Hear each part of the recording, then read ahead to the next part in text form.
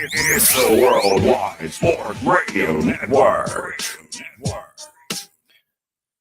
Blake Snell signs with the Giants for a 2-year, $62 million contract. Shohei Ohtani, he fires his friggin' whatever, his guy. I don't know what he's doing. OG Anunoby re-injures his elbow, no timetable for return. And LeBron James says that Steph Curry and Allen Iverson are the most influential players of this generation, and much, much more on the Sports Loudmouth.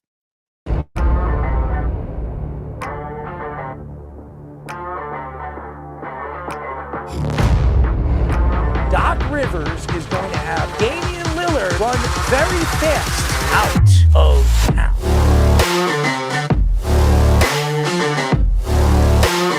Does he help them win? You're under 500. Aaron Judge helps the Yankees win. You're paying the players $300 million. You better be sure that guy's going to help you get over the hump.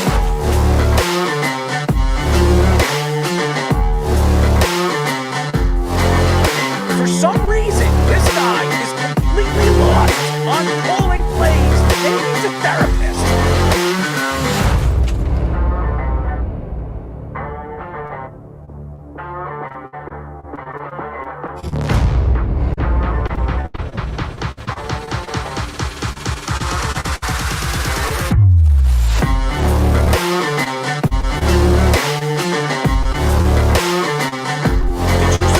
Jackson tried to the right. No, he didn't.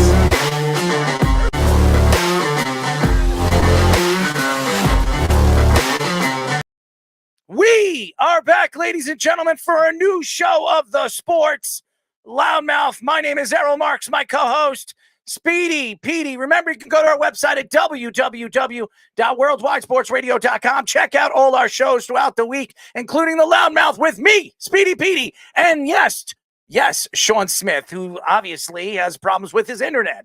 But all you have to do to check out our local listings is go to our website at www.worldwidesportsradio.com. And you can call us at 631-672-3108. As always, Speedy, what's up? Well, I'm not Speedy Petey tonight. I am the Mountain West Jinx tonight, as I messaged Reno Johnny, our resident bettor and Nevada Wolfpack fan, when they were up by 15 to hopefully they could expose Arizona. And what do? They fall apart. So tonight I am the Mountain West Jinx. So it's going to be a very interesting show. And I'm telling you, ladies and gentlemen, you must tune in at the end of the show, because you know what we're going to be doing at the end of the show. Well, you know what I'm going to be doing at the end of the show. I am going to be putting icy hot on my genitals. Yes, ladies and gentlemen, I am going to break a Guinness Book of World Record. It's not a Guinness. It's a Guinness Book of World Record. And I am going to have the opportunity to break a record, as I predict. Yes, ladies and gentlemen, I predict to put icy hot on my genitals for more than 10 minutes. So stay tuned at the end of the show, as yes, yours truly will be enjoying, well, hopefully not enjoying, icy hot on his genitals. But we have a great show lined up for you guys. At 8 o'clock, we will be talking to Carolina Panthers safety Xavier Woods. He will be joining us at 8 o'clock. At 9:30, we'll be talking to former Jaguars, Broncos, and Cowboys defensive end, our friend Jeremy Mincey. Oh, my God. It's going to be a star-studding show, ladies and gentlemen.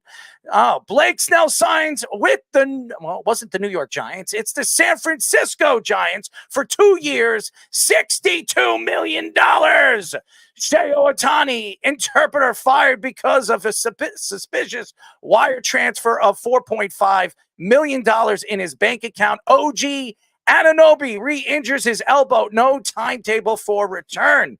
LeBron James says that Steph Curry and Allen Iverson are the most influential players of this generation. Draymond Green says that Kyrie Irving is the most skilled player in NBA history. Marvin Harrison Jr. skips pro day, leading many draft insiders to think that the teams are leaning towards Malik Nabers as the number one receiver in this year's draft. Devin McCourty says he was duped, by the Patriots Dynasty documentary, saying he was too negative. So, Speedy, you do not know how to spell. I'm just letting you know that. But we have a great show lined up for you guys. And again, for the first time on our show, we will have Xavier Woods at 8:00. So why don't we get into it? Because there's so many stories, and this seems to be the biggest story right now, not only in baseball, but throughout the country. Shohei Ohtani's longtime interpreter was fired after sending 4.5 million emails in wire transfers from Ohtani's bank account to other places. These wire transfers are linked to several gambling debts that are now under federal investigation. He also is linked to independent bookmaking operations, creating an illegal betting operation in Southern California. California is one of U.S. states in which sports betting is not illegal. He also placed bets through bookmaker Matthew Boyer through DraftKings, which he assumed was legal. Ohtani has had this interpreter since moving to the U.S. in 2018. This has become the biggest story in America. And I know everybody wants to point fingers and they want to say that Shohei Ohtani had something to do with this. I believe Shohei Ohtani knew about this, but had nothing to do with the betting end of it. Now, we're never going to find out because baseball has turned their heads. They didn't want to turn their heads to Pete Rose when he was doing it. But this is the problem right now in professional sports. When you have a superstar like Shohei Ohtani, the face of baseball right now, two MVPs, he's been the face of baseball since he's come into the majors. I mean, you can argue Mike Trout, who he played with, Aaron Judge, and maybe Mookie Betts. These are really the only 4 or 5 guys that you can mention right now in the last 4 years that were compared to a guy like Shohei Ohtani. You sit here today and you wonder, when you look at this story, the wire transfers, several gambling debts, and obviously federal investigations on this situation to be true, baseball should look at Shohei Ohtani. And if this story is true, Shohei Ohtani not only should be suspended, should be thrown out of the MLB. Now, betting has become a business. It's changed the game. Not only baseball, basketball, hockey, NCAA, football, every single sport out there, even tennis and golf, NASCAR. Everybody could now bet in Vegas, California, New York, and on and on and on. How many states are there, Speedy, that 50. You can bet? 50? No, I'm talking about 40. 40 states right now that you can bet in the United States. And it's legalized. I've been saying this for a very, very long time. When it comes to, I don't know, sports being rigged, it's become a huge business. A huge business. And again, when you look at Shohei Ohtani, I don't know if this story is going to grow legs. It could. It could very much grow legs. Speedy, don't worry. Your camera's fine. It could very much grow legs if it's investigated and the federal end of it finds out that he has something to do with it. Shohei Ohtani has something to do with it. Baseball for years has been keeping Pete Rose out of the Hall of Fame. Pete Rose has been the face of the 1970s Cincinnati Reds, the big red machine. One of the greatest baseball teams of the last 60 years. And because of it, ladies and gentlemen, you look at the game of baseball, and not only baseball, basketball, hockey, football. You wonder if business in the betting end is going to change the games, not for the better, but for the worst. I look at this story. I don't know the whole story. I know there's a couple of stories that I read on ESPN. I read CBS Sports Radio, and you wonder. And listen, I'm not going to throw Shohei Ohtani under the bus because I don't know if Shohei Ohtani knows anything about this. But I know Shohei Ohtani knew that his interpreter had problems betting. Why would he give him $4.5 million?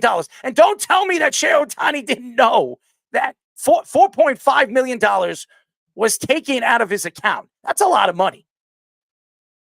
That's a lot of mucho dinero. But again, betting has become legalized in 40 different states. And if you want to bet, and I've said this many, many times, if you want to bet, if you're a player and you want to bet not in your particular game, you want to bet in your sport, in other games, you should be allowed to do that. If it's legalized, you should be allowed to do that. Now, I don't know, and I know Jeff he's a big bettor, and I would love to hear Jeff's thoughts about this because betting has become a multi-billion-dollar industry. As a matter of fact, last year here in New York State, yes, in New York State made over $300 million in betting. $300 million. And it's now become a huge business worldwide. And there are states right now, Florida right now. I don't know if is Florida legal right now? So. It is. When did it become legal? I think last year. There are states still not legalized when it comes to betting on sports, but it will be legalized throughout the country probably in the next 2 to 5 years. And again, you look at the game, and again, baseball has to investigate this. They can't push it to the side. If Shohei Ohtani knew something about this, and he was a part of this gambling ring that they're saying, he should be thrown out of baseball. Because if Pete Rose is not inducted into the Hall of Fame, and Pete Rose admitted that he betted on baseball, but he didn't bet in the games that he was managing.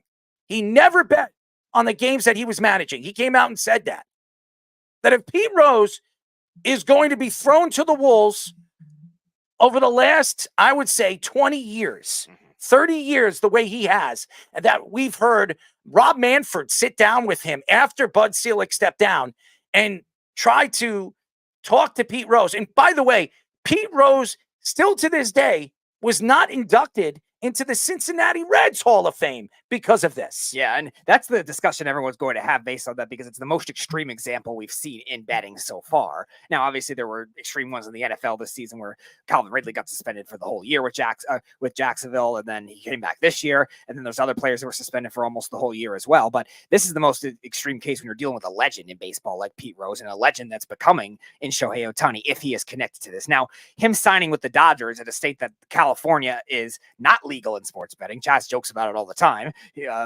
That makes it believe that maybe he wasn't as involved as we think. I would think he would have signed somewhere else if that was the case. He was trying to hide something. He would probably do it better like that. But I do believe the interpreter was definitely looking at all this endorsements that money that Ohtani's getting and taking advantage of it. And Ohtani, he was obviously close with him. So I do believe he might have given him some money. Would he have given him that much money? I don't know. But you're right. If he is involved directly in this scandal, you're right. Now, at the same time, I just don't know if he necessarily is involved with everything he has to do on the baseball field. Baseball needs to investigate it. For the fact that baseball is not investigating it right now, or said they're done investigating it, This is a problem. That's weird. Yeah. It definitely is, because baseball must know something that they don't want to come out with. And again, if the federal investigation interprets or even brings up the thought that he had something to do with it, they have to open up the case. They have to look more into it, because if he is supporting his interpreter's debts, and maybe it comes out, maybe his interpreter comes out and says, hey, Shohei had something to do with it. Now they're friends, and he obviously is now going back to Japan. He is going to have no part moving forward with Shohei Ohtani and the Dodgers, but it definitely would have to worry you if you're a Dodger fan if this story to be true, because that $700 million is guaranteed no matter what. I know it's deferred, but it's guaranteed. Okay, Speedy, put him on. All right, Jeff, have at it.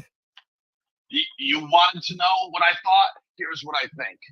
I will fight for anybody's right to gamble. If you want to put your money on something, whether it's Speedy racing down the street or whatever, right? You should be allowed to do it. The Communist People's Republic of California should be ashamed of themselves that they don't have legalized gambling there. Oh, and I agree with you, Jeff. First of all, we don't know it to be true. Now, obviously, there has been an investigation behind it, and there is something. But there are bookmarks right now with his interpreter. I don't know what his interpreter's name is, but there is a bookmark on him. I'm sorry, what was it? Ippy. Ippy, is that his name? I don't know. Ippy Mazahora or something like that. Okay, Yeah, Ippy. Okay, Ippy. There are bookmarks on. You thought I was making that up, and it's real, isn't it? No, it is. It's a pretty funny name. Who names their kid Ippy? Okay, but that's just me. It's a nickname. I got it. Yeah. But they have investigated this somewhat, and he has worked with bookmaker Matthew Boyer through the DraftKings situation. So I don't know if everything is going to fall together, and when they investigate it, if this is to be true, I do believe that baseball needs to open up this case and investigate it more because. But they're not going to, right? They're not going to because there's already a federal investigation going on, so Major League Baseball will rely upon them and their findings to determine punishment they will hand down. And the other part of that is Major League Baseball doesn't want to find anything. They don't want to find something that the feds don't find and have to tell them. And then so they end up getting perhaps the biggest star in the game today thrown out. Look, if he gambled on baseball, he has to be thrown out. Like, that's not even a question. Yes. Like, he has to be, right? So that is what so Major League Baseball doesn't want to, they're just going to rely on the feds and what the feds find. Right. That's what it's going to be. So Major League Baseball isn't going to look into it. No, and they have perfect cover not to, by the way. But Jeff, do you think baseball can run a better investigation than the federal government? But Jeff, here's the problem. If they investigate it and they find something, if the federal government finds something, they have to open this up because they would have to throw Ohtani out of baseball. Anything up. There's no opening. But they're investigating right now. Right. And they're going to rely on what the feds. That's what I'm saying. So if the Fed need their own investigation. Okay. Now, so they close the case. If the federal government finds out that Shohei Ohtani is involved with it, what do you think they're going to do? Yes, they're going to suspend him. They're going to call a hearing and suspend him, and hopefully he doesn't throw as big of a bitch fit as A-Rod did by kicking tables and then running down to the radio station. Suspend him. They kick him out of baseball. He was betting on baseball. Yeah, they probably will. Yeah, well, hold on. If he was betting on baseball. If he was betting on baseball. But why would Shohei Ohtani give his interpreter $4.5 million? Look, he might. Why would he give it to him? Would you give me $4.5 million? Would you give that to me? I wouldn't give you 4.5 cents. Are you kidding? Right. I rest my case. Right. No. But friends is a different thing, right? Like maybe he wants. And by the way, Shohei is a very giving person. Did you see what Shohei did for Joe Kelly just for getting his number? Yeah, a Porsche. He gave his wife a Porsche. Right. Yeah. Right. So he is a giving person. He has given lots of gifts to people before. It doesn't seem like money is like the be all end all for him, even though he just got a massive contract. Then why would there be a story that this would come out that he's betting on sports? If that's the case. Now, I don't know if it to be true. We don't know if it to be true. Go ahead. Time out. What are you going to say? What are you going to say? Betting on sports is one thing, because here's a problem I have with a lot of this, and it's a problem I'm going to have with the NFL, because we can go back to the NFL cases as well. Those people should be able to bet on anything that they want to bet on, as long as it isn't their sport. So, if Shohei Ohtani or whatever wants to bet on basketball, by the way, I got some great props for the NBA tonight. They should be able to do that. They have no association or inside information with that. If football players in the NFL want to bet college football, they should be able to do that. You just shouldn't be able to bet on your own sport. So saying that these people shouldn't be allowed to bet on sports, I think is a wrong view, because, again, I will fight for anyone's. Wasn't there a hockey player that just got suspended for betting on other sports? Shane Pinto at the beginning of the year. He got suspended from the games. NHL, 41 games, because betting on his not his own sport, a different sport. So that's untrue. Right now, in professional sports, if you're playing a professional game, I understand. I agree with you.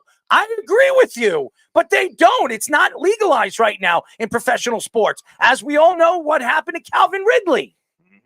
What happened to Calvin? But that's also not true, because it goes sport by sport, because Michael Jordan, famously, he bet a lot of stuff. Yes, he did. Didn't suspend him. Well, he bet on cards. He bet on poker. He bet on that kind of game. But he was also into a gambler for other bets, and not on the golf course or whatever. And yes, he was big at cards and whatever, but he also bet sports that weren't basketball. Again, Jeff, we're not speaking about Michael Jordan. Michael Jordan is done. His career is over. It doesn't matter. It's an example. I understand. There's a lot of examples. How many athletes have bet on sports? I mean, Floyd Mayweather has bet on boxing. There have been rumors that came out when he fought Conor McGregor. He bet I think it was $4 or $5 million on himself, which we discussed at the time too. It's much easier to fix than a team sport. And you know what he did? The story was he had his friend pay for it. He gave his friend $5 million to bet on him that he was going to knock Conor McGregor out in the 11th or 12th round or something like that, and he won a bundle of money. A bundle of money, which is very easy for Floyd Mayweather to stall. Why wasn't he thrown out of boxing? Right. Well, I'll tell you why he's not thrown out of boxing. Because number one, there's no universal body, right? For the NBA, it's the NBA, right? But in boxing, the WBO and the WBC, they're all competing things. So let's just say it was a WBO fight. Well, the WBO doesn't want to suspend him and say you can't box WBO anymore, because he's just going to go I forget what the other one. There's two more. It's WBO, WBC, and what's the third one? WBA. Right. Okay. Right. So the WBO won't suspend him because he'll just box in the other two, and they'll lose all that money. That's what would happen. Well, first of all, it was an inspection. It was an exhibition. It was an exhibition. One body. Right, but there isn't one body that governs boxing. Boxing, people don't realize it. Boxing is several different leagues with several different titles, and you could be fighting for any one of them on any given night. Jeff, again, Floyd Mayweather bet on not just that fight. When he was fighting, I'm sure he bet on the Oscar De La Hoya fight when he fought Oscar De La Hoya and he beat Oscar De La Hoya. I'm sure he did. And this has been going on in professional sports for years. Right, but and there's now, no body that governs boxing. But here's the problem. Here's the problem. If you're going to set rules, and they've had these rules for years, if that's the case, and you see guys like Pete Rose not being inducted into the Hall of Fame, no longer a part of baseball, if this is true, if Shohei Ohtani definitely was betting on sports, he should be suspended and thrown out of baseball. But what if it's his right? But the problem with it is it's going to be really hard to prove unless the interpreter snitches on him, right? Because unless he's saying, "Oh, I was a proxy and I was placing these bets for him," right? It's going to be impossible to prove, especially since it's his own bank account too. Right, because the story holds so far, right? Which is oh, I'm paying off his debts. There's nothing that say you can't pay another person's debt. Here's also a problem with when it comes to betting on sports, and this has been going on in basketball. Antoine Walker, he lost $70 million in betting, and not only on sports and poker and everything like that. A lot of these athletes, because they've never had money, because they come from poor families, they blow it all. They decide, hey, you know what? I'm going to make more of this. I'm a superstar in basketball. I'm a superstar in baseball and football and hockey and NASCAR. I'm going to bet on whatever I want, and I'm going to buy as many cars as I want. And it doesn't matter if I lose it because it's endless money. I'm going to bring in more money every single 5 years. And that's the problem with some of these youngsters. Shohei Ohtani's a young guy that just got a $700 million contract, which is deferred. And now you look at the endorsements that he's making. I'm just saying, look at the endorsements he's making. This is extra money in his pocket. So this is a guy that's never seen this much money in his life. And now all of a sudden is handed the keys to the Dodgers, the keys to the Beamer. And now he's saying, you know what? I could get away with this. I'm going to take $4.5 million and I'm going to invest it into betting on sports. And nobody's going to catch me. Ha, ha, ha, ha, ha. What do you think he's doing right now? Because his interpreter is back in Japan. And he's still going to pay his interpreter. He doesn't have to be there with him. He'll probably give his interpreter, what was he making? $500,000 a year? He'll probably send him $500,000 a year to keep his mouth shut. Yeah, probably. And he can probably do that. But the problem with your previous argument is if they prove that Shohei Ohtani was betting on baseball, that contract is not guaranteed. That contract is guaranteed for like injury and things like that. If you bet on baseball and you get suspended, yes, just like any other suspension in baseball, like go and look at A-Rod when he got suspended. They don't get paid that money. You're suspended, you don't get paid. So his whole contract is in jeopardy. Unless he insured the contract. Unless he insured the contract, which we've seen. Right, but that has nothing to. First of all, the insurance on the contract is going to be for the Dodgers for if he gets hurt, right? No, but you can actually put insurance on yourself in the contract. Can you not? Can you not do that? But also betting would void that. Oh, I don't know. I don't know how that works, but yeah, you're getting suspended for breaking the rules. There's no medical exemption. There's no other exemption. You're forfeiting that. That's what you're doing. You're basically forfeiting it. If he bet on baseball and they can prove it, that's $700 million, which is deferred, is gone. It's gone. They can void the contract. And this is a serious story. And again, we will see what happens with the federal law. And obviously, they're going to investigate it. And if they investigate and they find an understanding that he had something to do with this and the wire transfers, he's going to get into a lot of trouble. Now, he's not going to go to jail for this. He's not going to go to jail for it, especially being. No, it's in California. It's legalized. He can do whatever he wants. It's not legalized. It is not legal gambling in California. This was an illegal gambling operation, which is how he got caught. Okay, so is not legal. All right. So if it's illegal, then he can go to jail. So why are you saying again? You're trying to make things fine because you like betting and you understand the betting situation. So if it's illegalized and they investigate it, and if Shohei Ohtani has anything to do with it, which it's his money, he should be suspended. He should be thrown out of baseball. If he's giving money to illegal gambling, he should be. It doesn't matter. It's his money. He had something to do with it. No, he did not. If he's not in there placing the bets and wagers, because it is illegal, and as a New Yorker, right? You go somewhere, something's illegal. Oh, I'll break your legs, right? He could have just been paying that debt to help out this guy. It doesn't matter.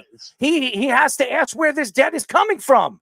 Right, but no one, the government doesn't prosecute those people. Let's be honest, they don't. They have no history of prosecuting people paying off other people's debts. So you go, hold on. So you go one case. So you're going from it's illegal and it's illegal gambling to say that the government's not going to do anything to him, even if they investigate it. That the money was sent to his interpreter, Iggy, whatever his name is, and he used it to pay off debts. His name. That's a good gambler. I mean, a bad gambler, but a good person is a gamble. The fact is, Jeff, if he's helping somebody that's content in what he was doing, which he was, the baseball should investigate it. Or, I'm sorry, not investigate it. They're not going to investigate it. Okay. All right, Jeff. All right. They're not going to investigate it. But if they investigate and find him to be a part of this illegal gambling, he should be suspended and thrown out of baseball. Well, hold on. He could be suspended for paying the debt, but he won't be thrown out of baseball because he didn't gamble.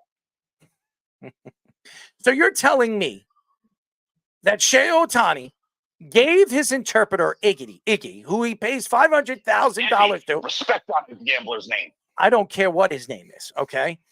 You never do. You get everyone's name. It doesn't matter, Jeff. It's one of the funniest parts of being a guy that has a sports podcast. Jeff, nobody's name. Jeff, could you stop?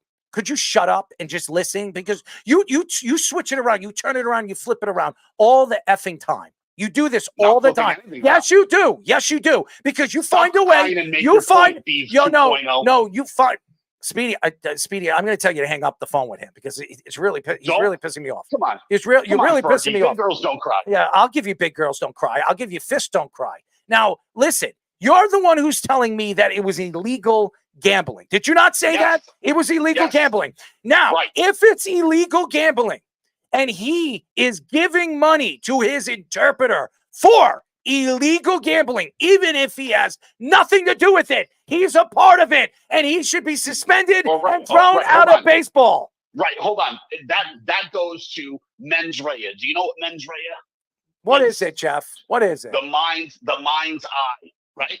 Yes, that would be a crime if he gave him money to go gamble with, knowing that he was going and gambling. However, if he went and gambled and didn't know about it and then just showed up with this debt, paying that debt off would not be. No one has ever been prosecuted for that, ever, right? And that's why nobody gave his interpreter $4.5 million. Have you heard that before? Have you ever heard that before? Right. Here's what you're doing.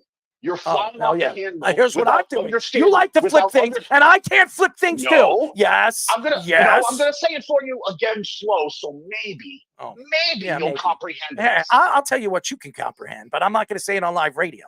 But go ahead, spit it out. Right. Spit it out. Right. Spit it out. Here it is. Go ahead. If he gave him money, $4.5 million. Yes. To go gamble with. Got it, Jeff. Let's go. Spit it out. Well. No, I'm going, but I have to say it slow because you haven't caught on the first three. Oh, I caught on. I don't know if you're catching on for what you're saying. I think you're lost. You're conflating the two things. You're just saying, if he gave up money to go gamble with, maybe he didn't know that he was gambling. Yeah. You're drawing the connection that while may be true, I'm conceding it may be true, it hasn't been proven yet. So you're trying to draw this connection that isn't proven. Jeff. This is like your Jalen Carter had 2 DUIs. Jeff, you're just saying something to say it. Jeff, you're going to sit here and you're going to tell me that if somebody, your friend, Shohei Ohtani, is giving you $4.5 million. Shohei Ohtani gave me $4.5 million. You damn well better know I'm gambling with it. You damn well believe that. And then you're going to tell me that Shohei Ohtani doesn't know that? Come on, Jeff. But here's the problem with what you do. You have no proof. No one else has alleged it, and yet you're flying off the handle with it. Flying off the handle. That's what you're doing, correct? Speedy, has anyone said Shohei Ohtani definitely gave him? No, there's no link. There's no direct link that he's involved in the actual. There is a direct link. It is his interpreter. It's coming from his pocket. It absolutely is a direct hit to him. Yes, it is. No one is saying that he directed him to take this money and go. Oh, okay. Just go into my account. You stole it. You took the money. You stole the $4.5 million, knowing that these stories are coming out that there's wire transfers and several gambling debts. All of those things. How the hell did he get his? How did he get into his account? How did he get into his account? All of those things exist. All those things that you just mentioned exist. Does not exist is proof that Shohei Ohtani knew he was taking money to go gamble with. And look, it still may be true. There's still time to prove that true. But as of right now, it's not. Baseball and the federal government. I wouldn't be surprised if baseball pays off the federal government to throw this in the trash. They probably will. They will throw this in the trash. He's the biggest star in the game. He's the biggest star in the game. This is horrible for baseball. This is horrible. It's terrific for baseball. No, it's terrific for you. We have another advocate for gambling in the world, and I'm proud to say I'm part of that community. Thank you, Shohei.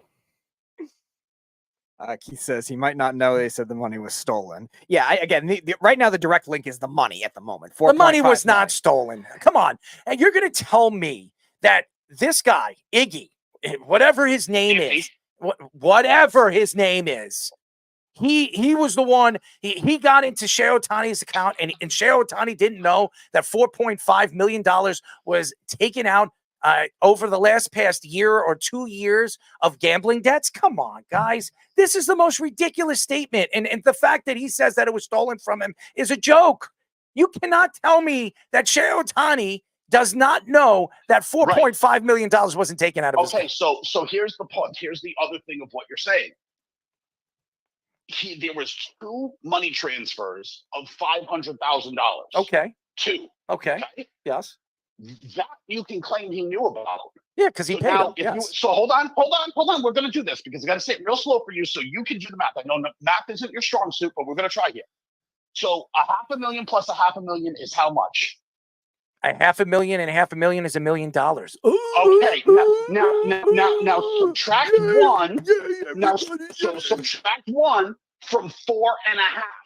Jeff, could you stop? How much is that? Jeff, could you stop with that? this math? I don't want to hear you crap. Spit up what you're saying. Spit out what you're saying. I don't care what you have to say, honestly. You sound like an idiot. You sound like a fool. Take your finger out of your behind and do something with it. Hate on it. You are ridiculous. You're ridiculous. You're ridiculous. $4.5 million. You're going to tell me you didn't know that? You're crazy. And if you think the federal government is stupid enough to believe that, you are ridiculous. It is ridiculous. And you want to know what? Let's go back to Training Day. You remember the movie Training Day? Oh, here we go. Yes, with Denzel Washington. Yes, we know. Go ahead. Yes. What's the line from the movie everybody knows? What's the line from the movie? It's not what you know, it's what you can prove. Prove it. Prove it. Trust me. Prove it. If he wasn't Shohei Ohtani, this guy would have been federally arrested. Hey, look, I know Garrett Cole's been using Spider Tack his whole career. Prove it. There he goes. There he goes with the Spider Tack. Actually, it was proven, and that's why he was suspended. Was he not? It was proven. See, proven. Spider Tack ruined his elbow. You know, it's that so doesn't directly correlate. The fact is, again, you don't know that using illegal substances may put more strain on your elbow. So California is not illegal. I mean, it's not legal. No. It's not legal. Yes, it's not legal. Yes. Okay. No legal. No legal. Okay, so it's not legal. All right. No. All right. That's fine. It's Although not. They do have casinos, and those casinos don't have. All right, it's fine. Sports betting is not legal in California. Negative. Automatically. And by the way, all gambling is prohibited unless on regulated premises. Well, let's also go with that. Regulated premises. So like Indian casinos exist there. Okay, so being that it's not legal in California, if you are, I guess, bidding on certain sports games, and there could be tons and tons of them that he was bidding on. It could be basketball. It could be baseball. It could be hockey. It could be football. It doesn't matter what it is. It could be sports in Japan. For all we know. It could be sports in Japan. If he is doing it in California, the Nippon Ham Fighters, it is illegal, and it doesn't matter. And that's good money. And being that it's in California, and being that he's been in California for how many years? 5 years now. He's been there for a while, but with Anaheim or LA, and now he's with the LA Dodgers. You could sit here and say that Shohei Ohtani had some kind of understanding where this money was going. And if the federal government can prove it, and I believe they will approve it.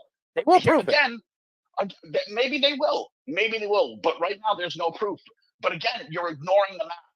2 transfers, $500,000 equals $1 million. No one's saying he stole all 4.5, but that leaves 3.5 that left his account unaccounted for. And that could be where the theft comes in. And what other bank accounts might have been made. Because very realistically, those are the only 2 payments that they've tracked to him, is 2 $500,000 payments. He's claiming he lost 4.5 total, but they only have 2 of $500,000 each. So this is why what you're saying there's a problem with. Keith, yes, we know there are casinos in California. We understand there are casinos. Obviously, Jeff just said there were casinos in California, so I got it. We understand that there are casinos in California, but sports betting is illegal in California. So, in fact, all betting is illegal. You can't just go on the sidewalk and start running craps just because there's a casino in California. Like, that's, you know what I'm saying? Like, gambling is only legal on regulated premises. That's what it is. Right. So gambling anywhere outside of the casino, still illegal. All right, Jeff. Thanks for calling, man. Always a pleasure, Dummy Earl. Yeah. This is what I deal with every single time he comes on this show. Every single time. It makes him smart because he knows a little bit more about betting than I do. Okay. I don't sit here and spend my day sitting in front of a television watching sports all day long, hoping that I'm going to win a couple of bucks. Okay. That's just not me. I actually like to work for my money. CBS Sports' Jim Bowden reports that Blake Snell signed a 2-year, $62 million contract with the Giants. MLB Network's John Heyman reports that the deal will feature a opt-out after the first season, and around $15 million will be deferred to be paid in 2027. Snell is 31 years old, and Scott Boras said he is committed to getting one more big deal. Snell led all pitchers with the ERA last year, opponents' batting average, and opponents' OPS last season. Snell is one of 7 pitchers to win Cy Young awards in both leagues. The Astros, Yankees, and Angels were also interested in Snell. Blake Snell would have been a great pickup for the New York Yankees. The Yankees are unsure what's going on with Garrett Cole. Garrett Cole could be out for 2 months, maybe 3 months. They're saying 3 to 4 weeks before he actually throws a ball again. That means he's got to go through spring training again. That means he's going to have to get back his pitch count and all that other stuff that you need to do, and then move up the rankings. You're going to have to go to AAA, and then you're going to go back to the major leagues. We might not see Garrett Cole until the second half of the season. That could happen. And we've seen this. Carlos Rodon last year. He started the season, he started spring training. He looked good, blah, blah, blah, blah, blah. Then he had shoulder problems. Then he was out for the whole first half of the season. And then he came back and he wasn't the same pitcher he was the year before. And the Yankees spent $27 million a year and signed a 6-year deal, $160 million with him. And now you're looking at the contract. I think this was a great contract by the Giants, by the way. This is fantastic. 2 years, $62 million. He can opt out of the contract, as there are a lot of players that don't want to play over there for some reason. It's a beautiful city and a lot of drugs and whatever, but it's a beautiful city, great stadium. And it's been a great baseball team in the early 2000s and the mid 2000s. It's fallen apart. Bruce Bochy decided to walk away. And now he's coaching the Texas Rangers and managing the Texas Rangers. He just won a World Series, and that's great. But they're trying to rebuild. And the Yankees, they have a chance to go all the way this year. So do the Astros. The Angels do not. And I think the reason why he didn't go to the Angels was not because of money. He just knows they suck, and he doesn't want to go there. Yeah, they would pay like $40 a year. It was the Astros and the Yankees. And if I was Blake Snell, I would have went to the Astros or the Yankees. I know the Yankees offered him a 5-year contract worth about Carlos Rodon money. I think the Yankees were willing to give him a little bit more than Carlos Rodon, $30 to $32 million. I was hearing that the Yankees were willing to give him.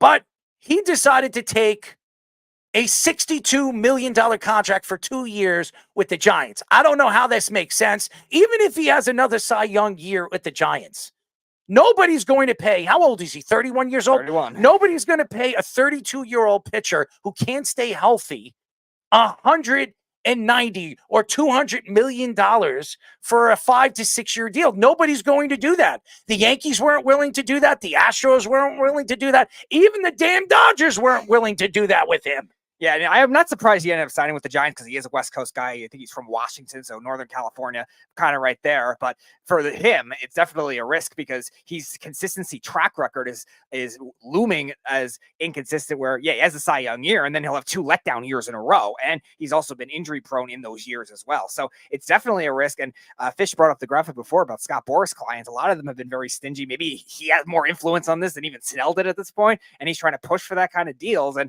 the fact that he had to settle on a 2-year deal is definitely a big risk for his clients and maybe a big risk for some of these other clients in the future trying to get the money that they want too. For the Giants, it's a great deal. As Fish brought up the graphic, like they lost a lot of different pitchers over the last 2 years, and they've done well in terms of rebirthing other pitchers. Kevin Gausman, look at how bad he was with the Orioles. Now he's great with the Giants and then with the Blue Jays. But the Rodon, they were right to get rid of. But even so, that's not always going to work in your favor for the Giants all the time. And for Snell, it's definitely a big risk. As far as the Yankees, yeah, they definitely should have pulled the trigger on this. I'm even if you have to up it to 30, like he's worth that as long as he's not getting paid for the 8-9 year deal that he wanted. 5 years is fine. When this story broke, I was in Miller's Ale House. I was hanging out, and it broke. It was a 2-year, $62 million contract. I thought it was going to be the Astros, as the stories were coming out that the Astros were going to jump in and land Blake Snell for at least a year. They were going to give him a 1-year, $28 million contract, and he was probably going to take it. And then somehow the Giants swooped right in, and it doesn't help the Giants because the Giants are rebuilding. They're not going to be any good this year. They were not any good last year.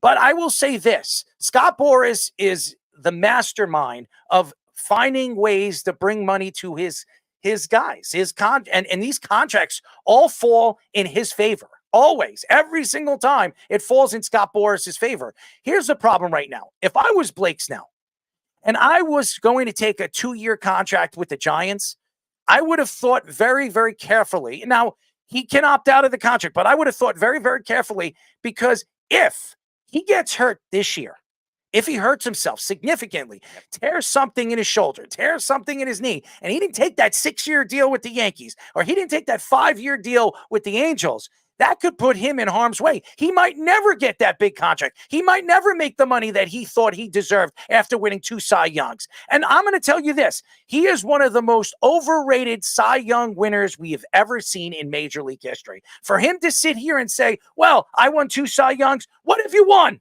Yeah. What has Blake Snell won? He didn't win anything with the Tampa Bay Rays. He didn't win anything with the Padres. What has he won? He's won nothing. Yeah, this is the offseason for him to maximize his value because of the inconsistencies throughout his career. Yeah, he won the Cy Young with the Rays in 2019 and then pitched well in the postseason. But then his first year with the Padres was a bit rocky. Then he did well the next couple of years after that, obviously winning the Cy Young last year. But still, that kind of trajectory for an older pitcher is not going to be ideal. Now, granted, left-handed pitchers age better than righties usually, but still somebody that injury prone is definitely concerning. And now you're going to a division with the Diamondbacks, you're going to a division with the Dodgers. It's going to be very hard. Even having to play, even though the Rockies are really bad, having to play in Coors Field, it could inflate your ERA as well. So for a 2-year deal, I don't know that kind of thing worth it. I thought the Giants were going to get him, but I thought the Giants were going to spend a little more for like a 6-year deal on him to be that kind of face of the rotation, to go with a youngster in Logan Webb, who's been very good, but a veteran guy to help them out for a very young team. But for a 2-year deal, it seems very surprising that Snell would settle on that kind of thing when you're getting offers from contending teams. I thought you're right. If it was going to be a 2-year deal, like the Astros, all right, he's going to go chase a ring. The Yankees go with Garrett Cole, but not that. If this doesn't bother you as a Yankee fan, I don't know what does. Oh, yeah. I mean, you know that Blake Snell was a perfect fit for the New York Yankees. If you could have gotten him for 1 year, you had a chance to go to a World Series this year. And now a lot of people still believe the Yankees still have a chance to go to the World Series because they still have Juan Soto. They have a great lineup, and this team could actually hit. And I've been predicting that the Yankees could be the best offensive team in baseball if everything falls together, if Aaron Judge stays healthy. You know, I was listening to a bunch of radio shows today, and they were saying that if Aaron Judge only plays 120 games or less, the Yankees are not going to be one of the top 10 offensive teams in the league. I disagree. In the middle of this lineup, if you have Juan Soto at batting 3, and even if Aaron Judge is not in the lineup, you still have a healthy Giancarlo Stanton or semi-Giancarlo Stanton and a Torres and a Verdugo and from up and down, all these guys that you have in your lineup, you're going to be able to put up at least 5 to 5.5 runs a game. If you put 5 to 5.5 runs a game, you're going to win a significant amount of games. So if there's 182 games in a season, if you use math or what does he call it? Ergonomics or whatever. You could see in Ergonomics that you're going to win between 95 and 97 games. And if you win 95 to 97 games, you can either win the division, but how many? What was the record in the American League, American East last year, winning that division? 97 wins. 97 wins. Yeah. So if the Yankees win 96 to 97 games this year, they're going to win the division. Yeah, even the Rays, I think, were in the mid-90s as well, not far behind. And then the Blue Jays were 88. And by the way, I'm reading what Keith is saying. He says Stanton is awful. Stanton is awful from last year. He was out of shape.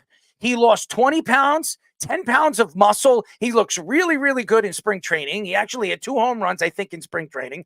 I think that if Stanton could play as a DH and stay in the lineup and play at least 135 games, you're going to get at least 38 to 35 home runs, and you're going to get over 100 RBIs. If you get that as a third guy, a third power hitter in your lineup when you have Aaron Judge that's going to give you about 40 to 45 home runs and 120 RBIs, and Soto who's going to give you 45 to 50 home runs and 125 to 130 RBIs. You're going to have a pretty deadly lineup. And Alex Verdugo is a very good hitter too. He hits very well in Yankee Stadium. He hit over 300 in his career in Yankee Stadium. He hits that's a short porch. He can pull the ball over there. I would bet you that Verdugo, who had 15, 16 home runs last year, hits double that amount this year. Hits about 30 to 35 home runs this year in Yankee Stadium and gives you about 90 to 95 RBIs for your fourth guy. And you forgot about Gleyber Torres,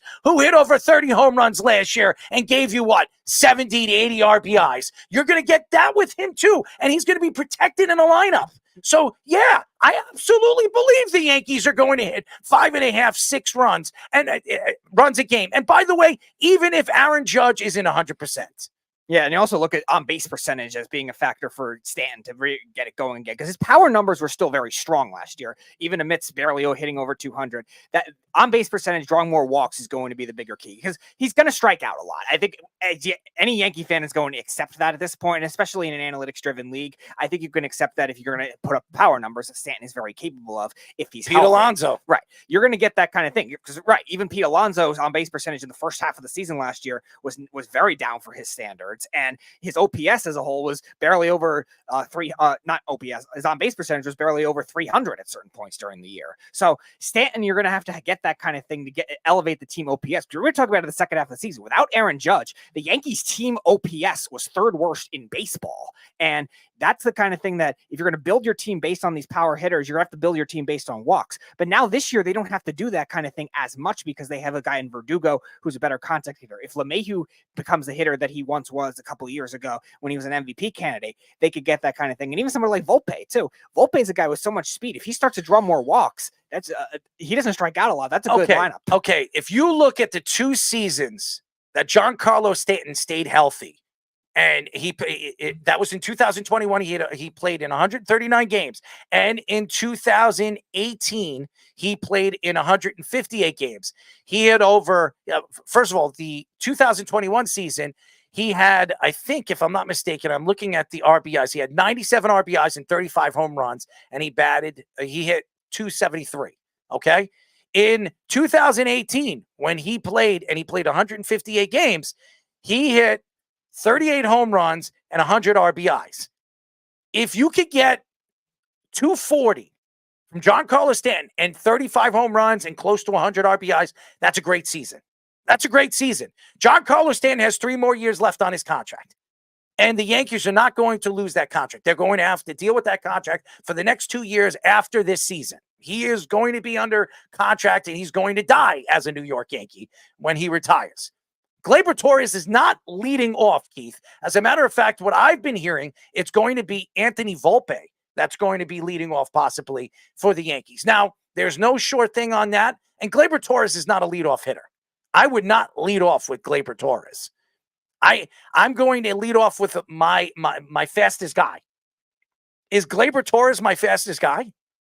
I am going to put my fastest guy on first base. So you have Aaron Judge, you have Juan Soto, and you have Giancarlo Stanton, and then maybe Verdugo or Rizzo, whatever you want to do in your lineup, how you want to set up your lineup every single day. And by the way, the lineup is not going to be set up the same way every single day. As a matter of fact, Aaron Boone last year was one of the league's most interesting managers last year because he changed his lineup more than any manager in baseball last year in different parts of the season. So, you don't know how he's going to set up his lineup week by week, day by day, game by game. So, year by year. He's been with the Yankees. How many different sort out lineup changes has he had since he's taken over for the Yankees? So I'm not going to bet that Gleyber Torres is going to be leading off. And if he does, he'll lead off one game and he'll probably be batting 8th or 7th in the next game.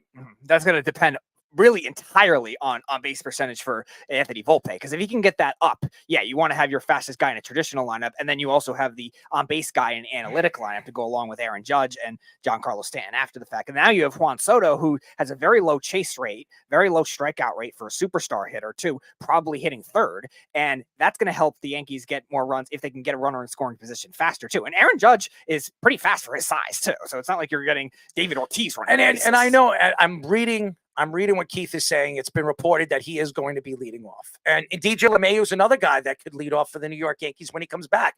We don't know when he's coming back. But again, Aaron Boone came out the other day and said that there's no sure thing that DJ LeMahieu is not going to start the season in this lineup. So right now, if you look at the position that the Yankees are in, Gleyber Torres will probably start the season as the leadoff hitter. That doesn't mean Anthony Volpe won't be a leadoff hitter this year. It doesn't mean that DJ LeMahieu is not going to lead off in this season. Alex Verdugo, if he gets hot, he could be leading off this season. You're going to see so many transitional changes in this lineup for the New York Yankees. So I'm not going to bet that Verdugo is not going to, at one point this year, bat leadoff. So again, right now on paper, you could see the situation for what it is, and it's been reported that Torres and Gleyber Torres is going to be leading off for the New York Yankees. Yeah, and also it depends on a lot of with DJ LeMahieu too, if he can get the batting average back up to a respectable point, because he's been kind of middling in the 250s, 260s at this point for a guy that doesn't walk a lot because he's a very free swinger.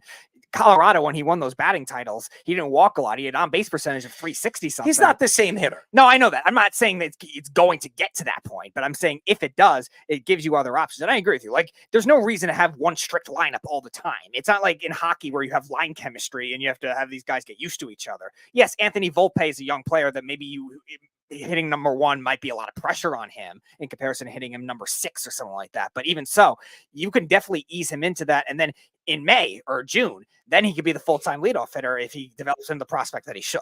It should bother you if you're a Yankee fan and you sit back and you wonder, what is this rotation going to be this year? And you could have seen Blake Snell in this rotation, even for 1 year. I would have given Blake Snell $35 million for 1 year. Have him in that rotation where you have guys like Garrett Cole. Then your rotation would be Garrett Cole, Blake Snell.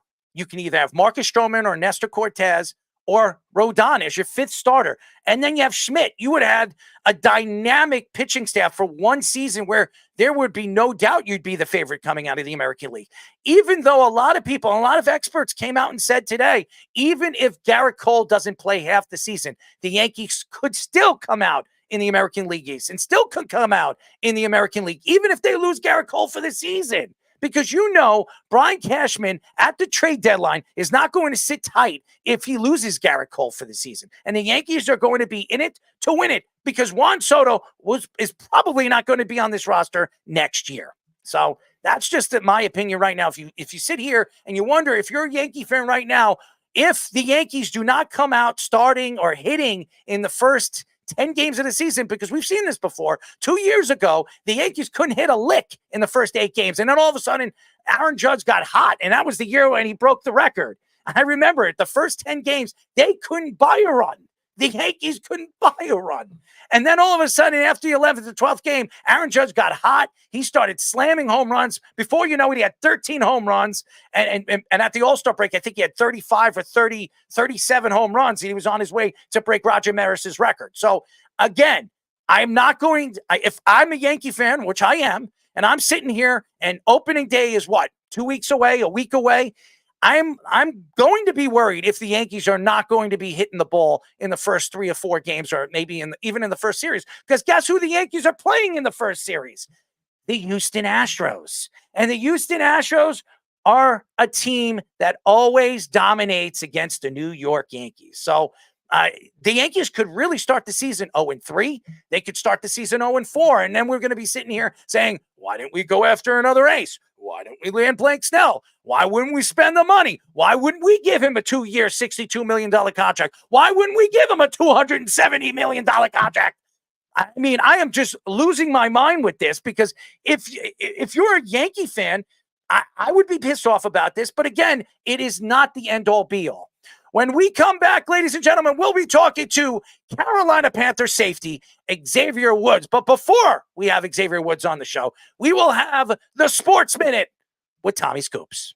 This is the Sports Loudmouth Sports Minute. Are you ready to get loud? With Tommy Scoops. That is right, ladies and gentlemen. I am back for another Loudmouth Sports Minute report. I am the man Tommy Scoops to give you guys all the rundown.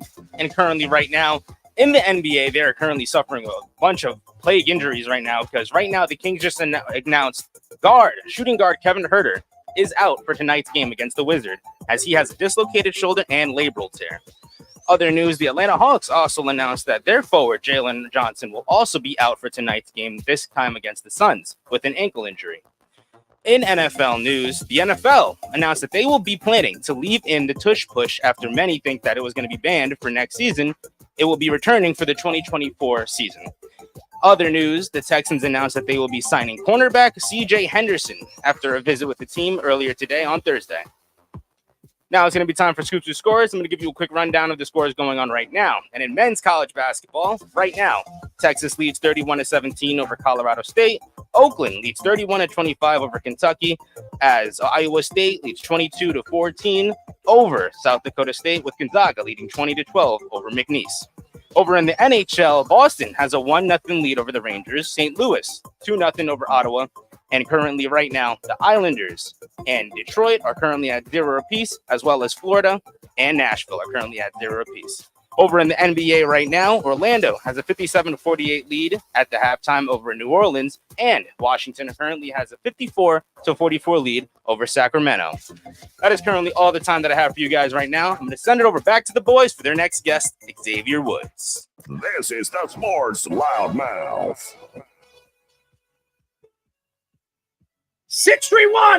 631-672-3108 is the number to call. You're listening to the Sports Loudmouth. I'm your host, Errol Marks, my co-host, Speedy Petey. Remember, you can go to our website at www.worldwidesportsradio.com. Check out all our shows throughout the week, including the Loudmouth with me, Speedy Petey, and ex-NFL player John Smith, every single Wednesdays and Thursdays at 7 p.m. All you have to do to tune in and check out our local listings is go to our website at www.worldwidesportsradio.com. By the way, this tush-push thing has been around football forever. Why do they keep calling it the tush-push? It's a quarterback sneak.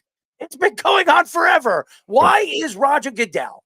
Why is he opening his mouth? I just don't understand this, but we can ask Xavier Woods. For the first time on the Sports Loudmouth, I would love to introduce our new guest. We are now talking to Carolina Panthers safety, Xavier Woods. Xavier, what's up, bud? What's up, guys? How you guys doing? I'm a little lost with this whole tush-push thing, man. I have no idea why the NFL is getting involved. Why all of a sudden they're keeping this?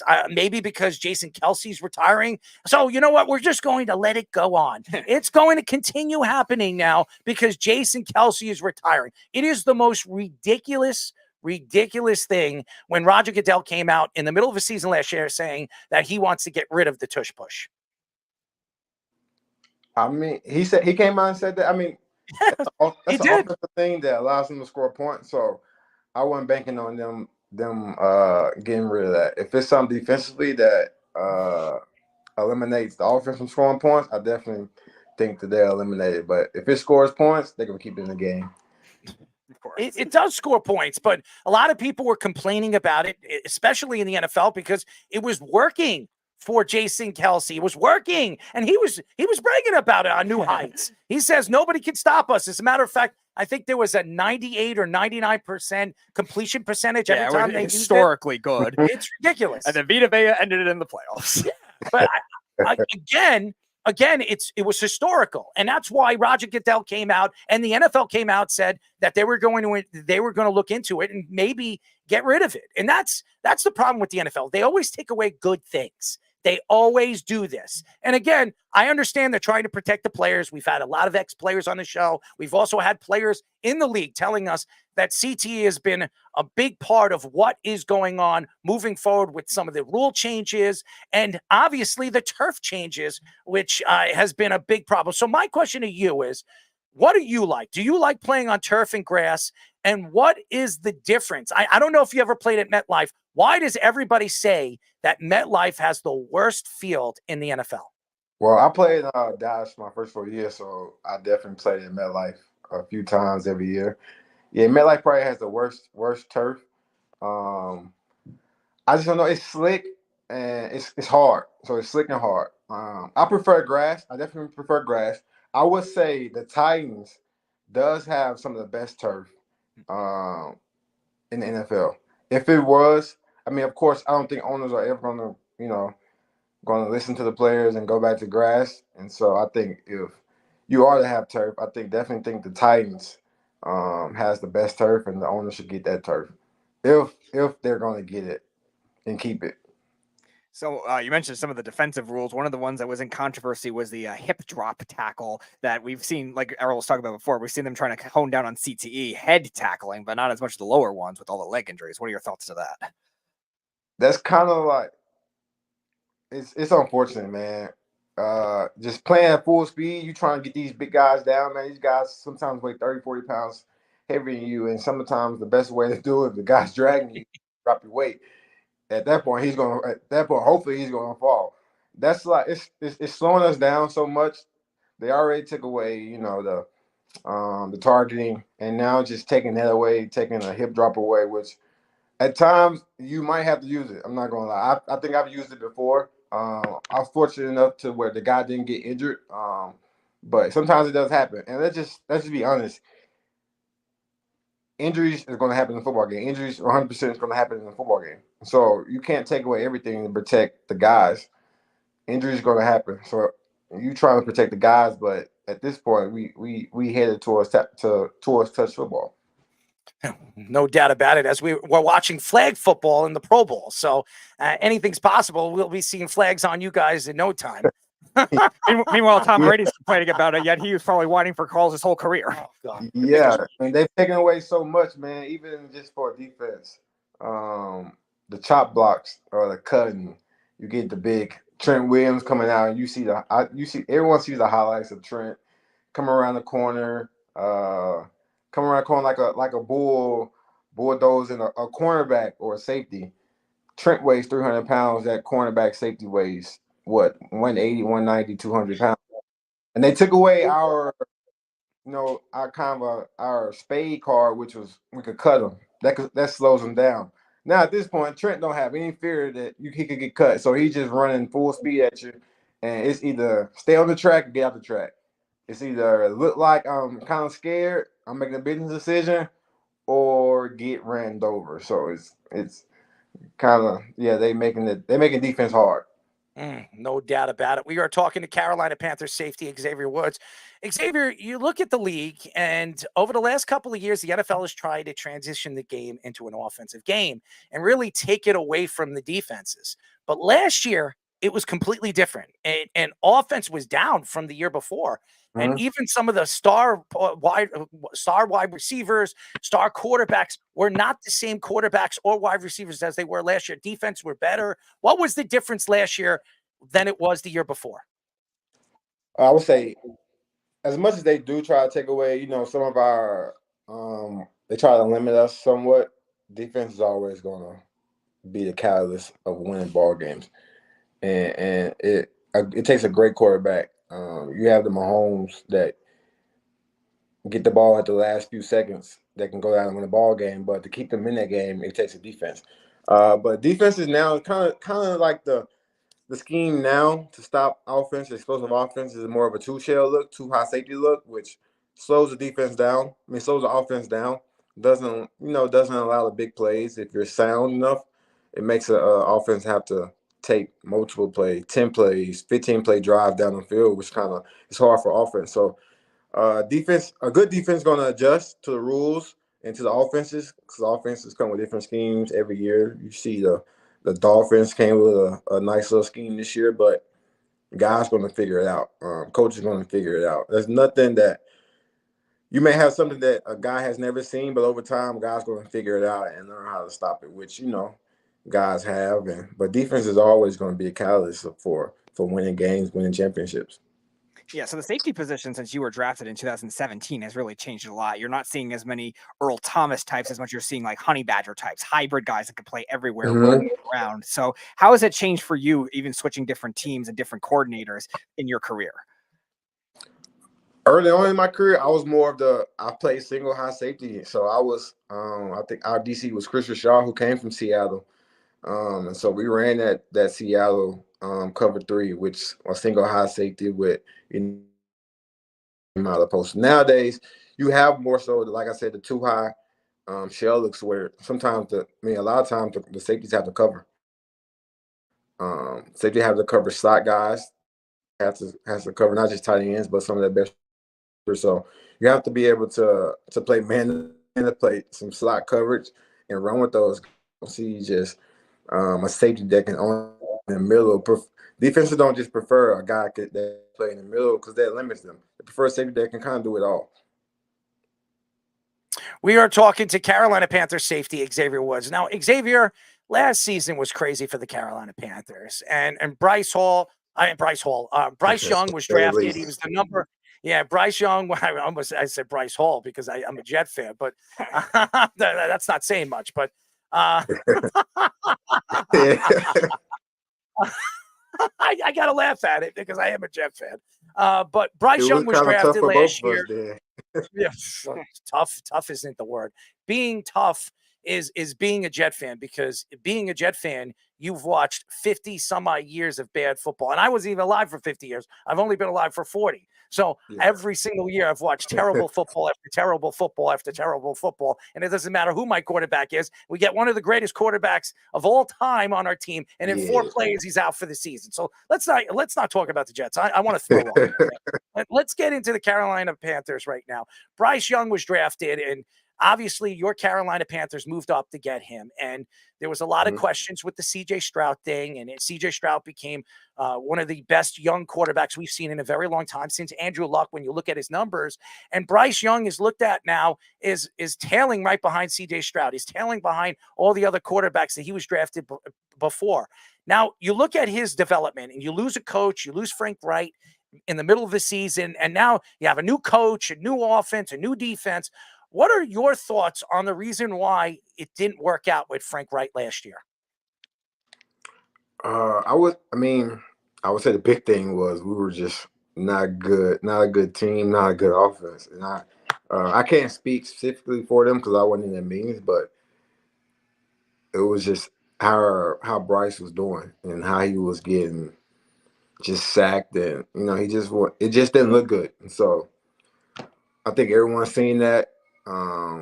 Maybe they should have, waited a little bit longer, but that's not my call, But I think guys just didn't see any improvement week to week. I think that's really what it was. It wasn't any improvement week to week.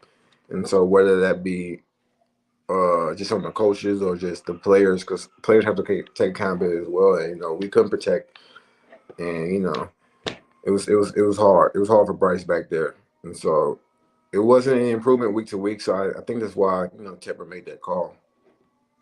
What type of coach was Frank Wright? I mean, he looked like a very happy coach. He was one of the best offensive minds. We've seen him as an offensive coordinator, very successful in the league. It was a shame what happened in Indianapolis. And now he goes over there after the year after that. He goes over there. He starts with a new team. It looked like everything was working. I watched your preseason and your practices. I watched your OTAs. As I watched I watched it on YouTube. I got a chance to know some of your young players. What was it? What type of coach was Frank Wright? He was a big delegator. I would say that he was a big delegator. And so he had assistant coaches. You had an assistant head coach, which was Deuce. And then he had defensive guys. He would come talk to the defense once a week. Have team meetings, of course, but he would delegate things, if something big needed to be said, or something big needed to be done. Well, not big, but some real small need to be done. Assistant head coach would come and talk to us, but he was definitely a delegator. He was more hands-on with the offense, of course. So just me personally, I didn't really get to spend a lot of time with him or talk to him a lot, I would say. That's like one-on-one. So But he was definitely a good guy. He was definitely a good coach. I can say nothing bad about him. He was just more so a delegator, and I didn't really get to spend a lot of time talking to him outside of like team settings. So from the player perspective, what is it like having to deal with all the coaching drama that the Panthers did, and they did it year before too, with Matt Rule firing the way he did in the middle of the season, and still to pay him. And in Dallas, you dealt with it too. Jason Garrett got fired. They brought in Mike McCarthy as well. So what is it like? What is it like dealing with that as a player, especially somebody extremists like the Carolina Panthers did? I would say getting fired, having a coach get fired after the season, you kind of feel like a little blame, as far as JG. Well, he had been there for, I want to say, about 10 years. We made the playoffs when I was there 1 year, and then we just had a year of not making it. So you feel a little blame. And then, but I mean, sometimes the time runs its course, and then just having a coach fired during the season was a lot different. And then having it back to back was kind of a deja vu.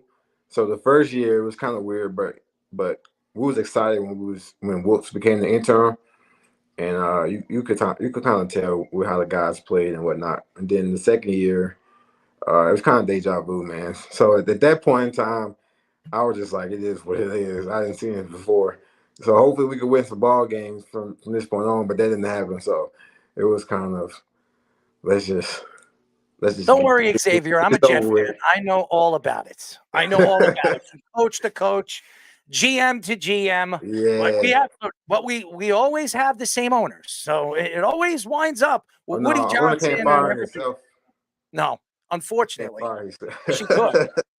But hey, Jason Garrett wouldn't have had a job as long as he did if Jerry Jones wasn't there. We are talking to Carolina Panthers safety Xavier Woods. Xavier. You have a new coach, and I love the hire. Dave Canales is a guy that really rebuilt Baker Mayfield's career. He changed everything over there in Tampa. Offensively, they played so very well. Mike Evans, Baker Mayfield. What type of coach is he? Has he reached out to you since he's been hired? And what do you expect from him moving forward this season? I haven't talked to him.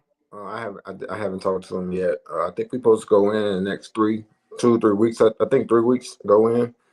But I definitely expect improvement. Just we got all the defensive coaches back, and so hopefully we could just keep building on what we did last year, and just offensively. I definitely think that Bryce is going to take the next step with Coach Dave, and just the offense, just the pieces that they brought in, the 2 guards.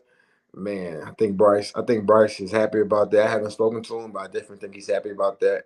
Hopefully he can get some protection back there. They brought in another weapon for Bryce. So, man, I definitely think Bryce is going to take that next step. And Dave has a track record of, what he did with Geno, how he worked with Russ, and then what he did with Baker was just tremendous. And that offense was very good because, of course, we played them twice. So I kind of seen what that offense was working with. So 2 quarterbacks that you played with has had interesting offseason sagas. Kirk Cousins, who got the big contract from the Falcons last week, and also Dak Prescott, who Jerry Jones says he wants to make the highest paid quarterback. So what were they like playing with them, and what are your thoughts on the way these teams have handled these quarterback situations? I expect nothing less from Dallas. Nothing really surprises me with them. I would say Dak is a heck of a teammate, heck of a leader. And then with Kirk, that surprised me because you don't see quarterbacks openly leave a team they have been with. You see like the Russ situation where a team will cut a guy or release a guy, but not necessarily a quarterback leaving a team they've been with. What I would say 4 or 5 years, or maybe even longer, and to go into another team. So that was kind of surprising. Definitely surprising. Definitely. But I mean, Kirk does have ties to Atlanta, so I would say if he did leave, I kind of thought it would be Atlanta. It's so funny, and we talk about so many good corners in this league, and so many safeties, and safety is not a primary paying position right now in the NFL. At least that's what everybody thinks, and that's why there's so many great safeties that are available, except one, Jamal Adams. I can't stand him, but that's just me. All right, and I know you might be friends with him. You're a Jets fan. Yeah, well, that has nothing to do with it. I know Jamal from different events that I've met him got at. So I know him a little bit. Okay. I'm Uh-huh. not his best friend. You probably know him better than I do. Yeah, Okay. Jamal's But cool with me. Jamal. all Cool. right. Give him a pound. Here, I'll do it. I'll pretend I'm him. Okay. I'll give you a pound. There we go. There we go, Xavier. Yeah. But anyways, I believe safety is such an important position, and I think it's so devalued. And you look at the running back position over the last 2 seasons, the owners and the GMs right now in the league has devalued all these great running backs: Josh Jacobs, Saquon Barkley, Derrick Henry, and you've played with some really good running backs over the last couple of years. Why do you think the safety position and the running back position is so devalued when it comes to the NFL? I spoke to my agent, who's a big time agent, and he has all this. He has all the safety contracts, being David Muir together with Athletes First, and and it's ironic that you said that you compared the two, because he definitely said they're trying to make safeties like running backs, and I think GMs and owners, coaches don't think this, but GM and owners kind of think that safety can kind of be an interchangeable role. Anyone can come in and play it. Anyone can come in and they can put into a scheme to play safety, which isn't true. It isn't true at all, and that's why you still see the top tier safety still getting paid, because they difference makers. Especially when you have a difference maker back there, a playmaker back there, he's going to get paid. And that's why you see, the playmaker running backs, the difference maker running backs, they still get paid. And so if you're not on that top tier, second tier, then you're going to kind of get the average. You're going to kind of get low ball than what you think, or the average pay. And that's kind of how the running backs is as well. I think the running backs kind of different because, they don't have a long history, people want to say. But I definitely think that you hit right on the nail comparing the two, running backs and safeties. Maybe I should be a GM. Maybe I should be hired. Maybe the Carolina Panthers, if they decide to part ways with their assistant GMs or some of their executives, just reach out to me, okay? You could pitch me, man. I'll help you out. I got you. You just say, this guy's not a big fan of Jamal Adams, but that's okay. That's okay. He knows the game. He can give you guys tips that you wouldn't even have. Dave Canales, I would have hired Dave Canales. After what he did with Baker Mayfield, as a matter of fact, it's pretty amazing. By the way, we are talking to Carolina Panther safety Xavier Woods. Xavier, I've watched the NFL my whole life, and the game has transitioned so much from what it was with Peyton Manning and obviously Tom Brady, Drew Brees. And even before that, when you look at the quarterback play and all that bunch of crap that we've seen in those years, but it's become more of an offensive game. And again, the rules have changed and everything. What to you has changed from college, what you've seen in a college game when you were playing, to now in the NFL? Yeah, it ain't no defense in college. College is an offensive game. It's more so a defense. Let's get a stop at some point. At some point, we gotta get a stop. So that's kind of where it's been. It's not even a bend but don't break. It's a break, and then bend at an important moment. Yeah, it's so funny when I wanted to ask you that question, because I've asked a lot of ex-NFL players and even NFL players in the game, well, what's the difference? I go from the past, and then all of a sudden I flip it and I say, you know what? Well, what was Bama's the difference? giving up 40 points, and so there's no defense in college. I honestly, that's what the NFL is trying to transition into. They want to make the game more offense. Why? It's more. It's harder. It's harder, I would say, because of course the speed, but the skill talent isn't a wide variance between team to team. It's the same, and so it just comes down to X's and O's. Who can execute, who can't.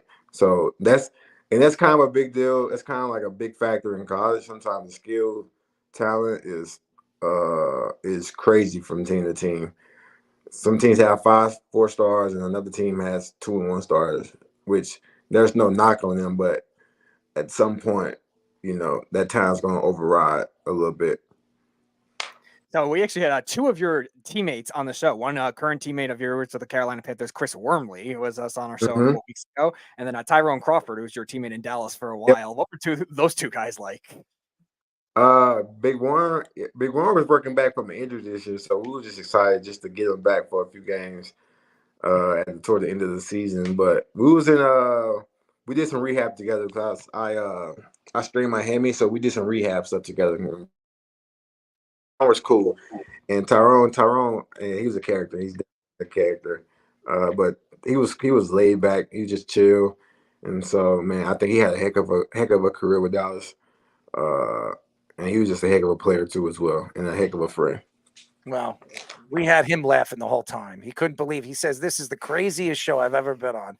So we're trying to keep it, PG-13. We want to go too, crazy with you. We want you. We did fine with that. It was a matter of Sean. Yeah, well, Sean too. But we want you to come back on the show. We don't want to scare you completely away because we are a little nutty. But I want to tell you what I'm going to be doing tonight, and I have a couple more questions. Before the show is over, I have made a dare to myself, and I want to be put into the Guinness Book of World Records. Okay. Nobody's ever done this, and I am going to do it, even though every single report on Google tells me I shouldn't. Okay. I have Icy Hot right here, my friend. Icy Hot cream. Okay. What I am going to do tonight is something nobody has ever done before. I am going to put Icy Hot cream, extra strength, baby. Oh, extra. On my genitals, okay? I've done on my genitals. Or not on purpose. Not on purpose, but it's definitely a sensation. Oh, it's going to be a sensation. 15 minutes, baby. I'm breaking that's the world record. There is no record. Allegedly, there's no record. There is no record. So nobody's crazy enough to do it. Nobody's crazy enough to do it. So I'm going to be crazy enough to do it. And nobody's going to break that. Can you put it on and then sit by a fan? Can you do that? No, I'm not going to do that. I'm not going to cheat here. I'm not going to show. Listen, I'm going to stand up in the cameras. I'm going to take. You're going to see the cream, and I'm going to rub my genitals. Okay, I'm going to rub them, and then I'm going to sit here for 15 minutes. We're going to start a clock. Okay, there's going to be a clock. Are you going to do it on the broadcast? On the broadcast, I am going to sit here doing a show as I explain to all the fans out there what type of feeling I am having, okay, from each chapter to the end of the 15 minutes. And whatever it is, I am probably going to be bursting and crying by the end of this. But it's definitely weird. Cold, hot, yeah.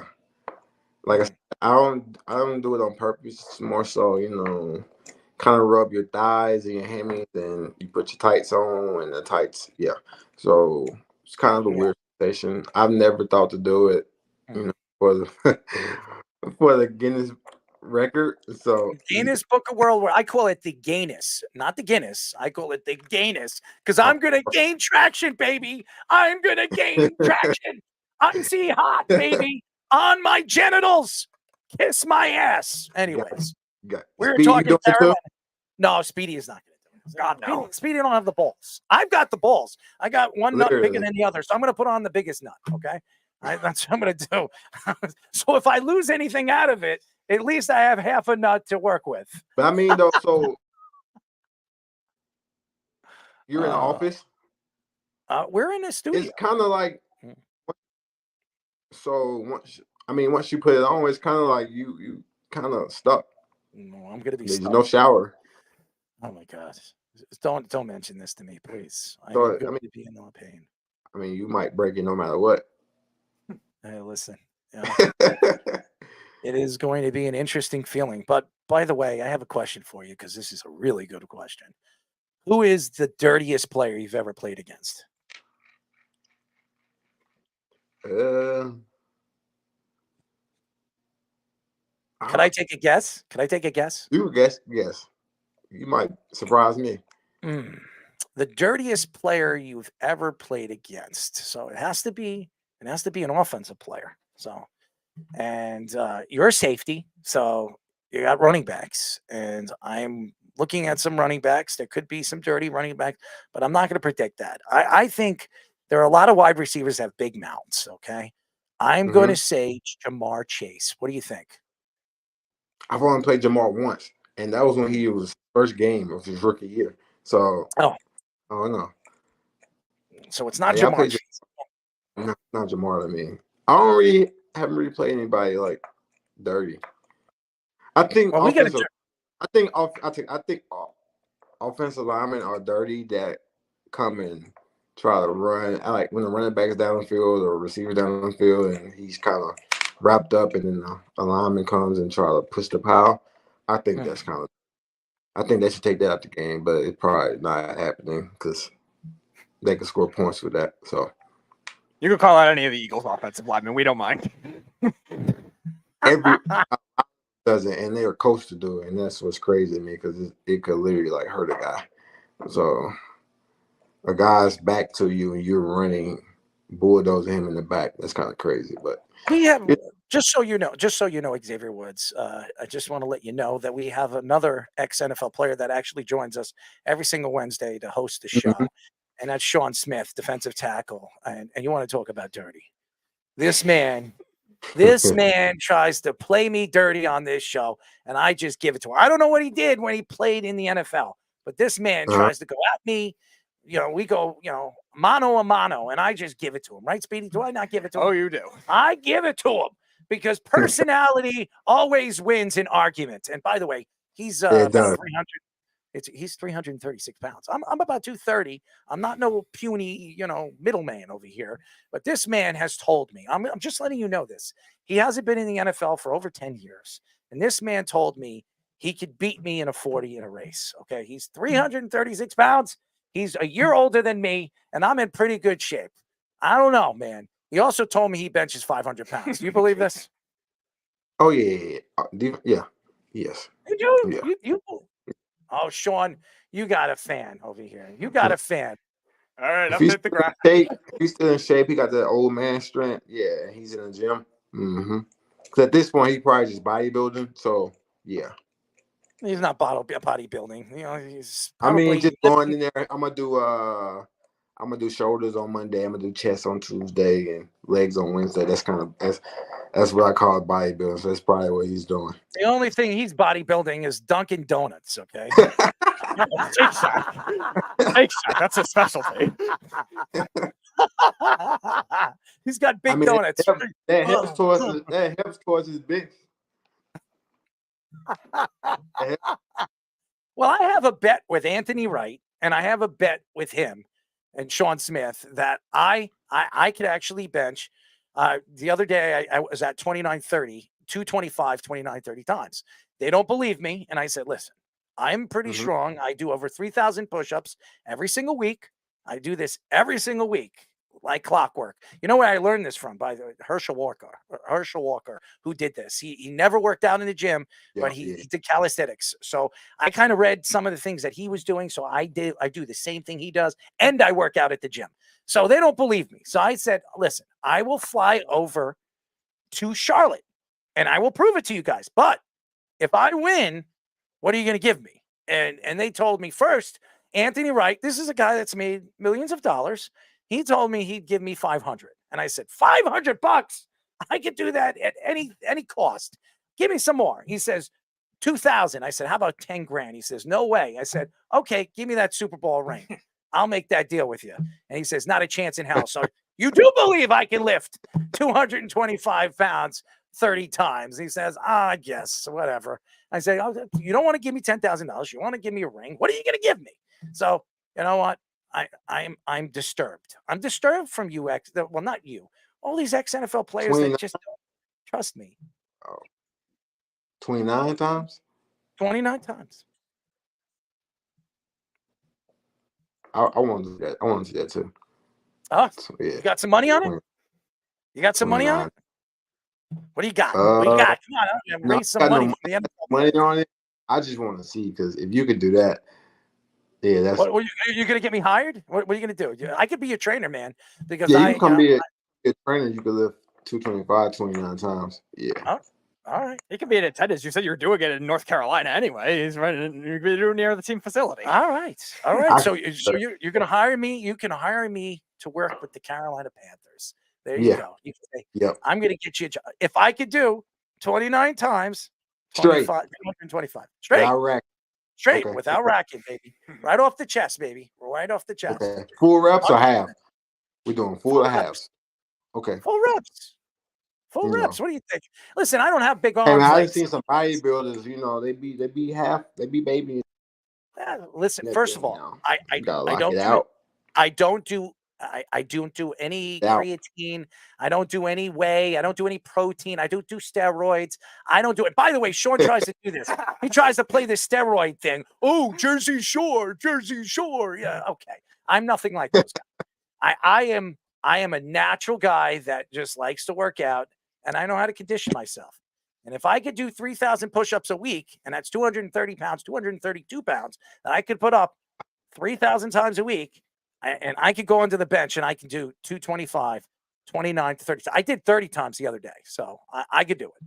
So I absolutely could do it anytime. So you don't want to bet any money. So the deal is, if I could do it and I could prove that I can do it, you will hire me as a trainer. Yep. So I need to know how you did that, and I need to be able to do that. All right, I can help you. What could you lift? 225. How much you could do? How many times could you rep up 225? When I did it during the combine, I think I did 19. Now 19. Yeah, I couldn't do 19 now. I did 10. It was a struggle. Oh man, I can help you. How much you weigh? Now 205. Oh, I can help you. 29. I could definitely help you. You won't go to 29 right away. I could get you to 20 in 3-4 months. You could be pumping up 20. Like absolutely. I did it before, but that was 21-year-old ex coming out of college when they was. Just so you know, I went to school for personal training, so I know how to condition myself, and I know what it takes to get my my muscle and my ligaments and my joints to work at the same time. So I understand what I need to do and how I need to train myself. And it with you as a professional football player, it's all about training yourself the way you eat. I don't really do that because I'm not a professional athlete, but I understand what it takes to get to that point. And how many pull-ups could you do? Consecutive? Yeah. I know I could do 20. I haven't maxed out really. Push-ups without stopping. My stuff is that's kind of past me at this point. Come on, man. You're what, 28 years old? Get out of here. I don't like back squat. Once I get to a certain point, once I get to about 400, I start hearing my back creak a little bit. So that's the farthest I go. How many push-ups could you do without stopping? I would say 60. Oh, okay. That's not bad. I could do 100. I could do 120. So, I want to get some. I can help you. I can actually help you with this. I can actually help you. Believe it or not, I've worked with some athletes, basketball players and some hockey players. I can help you. Strength-wise, I can absolutely get you where you need to be. 100%. Right, I need to get to 100. We'll talk. We will talk. We will talk. We will reach out to you. But before we let you go, Speedy, Xavier, and I know I was going to give Speedy a chance to ask you a question before this. Speedy has. I'm sorry? What's Speedy's background? Is that City Field? Yes, it is. I am a suffering Mets fan for giving $131 million to combined players and trading them all at the trade deadline. Xavier, we're just exhausted New York fans, okay? We're exhausted. I mean, look at the teams that we have. Besides the Knicks, that we have Jalen Brunson and actually playing well, and maybe the Rangers, maybe the Rangers, everybody else stinks. I mean, the Yankees, we expect them to be good with Juan Soto. We expect them to be good, hopefully a healthy Aaron Judge. But now Garrett Cole is out for a significant amount of time. So I have my own thoughts to this. But nevertheless, what do we have to cheer for? I mean, we have the Jets and the Giants. We even have the Buffalo Bills. And we even have the Brooklyn Nets. Oh, yeah, bro. Yeah. But I think the Jets are going to do. I think we're going to be a happy fan this year. I think we'll be a happy fan if Aaron Rodgers stays healthy. And stop with this. By the way, I heard something that Aaron Rodgers is inviting Jersey Shore, all the guys, all the people from Jersey Shore to come watch a game. Don't tell Sean. I mean, what is he doing? He likes the show. He's ruining me here. He's ruining me. I stand up for this guy. Maybe Sean paid him Wants off. these guys to come and watch him play football. Come on, Aaron. What is wrong with you, man? Sean must have paid him off. He must have done something. I mean, maybe he sent him a box of Twinkies. I mean, seriously. A carton of ice cream. We love Sean, by the way. I'm just messing around with him. He likes to go back and forth with me, Xavier, and unfortunately, he's not on the show tonight. So if he was, we'd probably go back and forth. You'd probably say, "Oh my God, this is crazy." But yeah, this is what happens on the show. But Xavier, we hope you have a fantastic season. We'd love to get you on in the middle of the season when you have your break.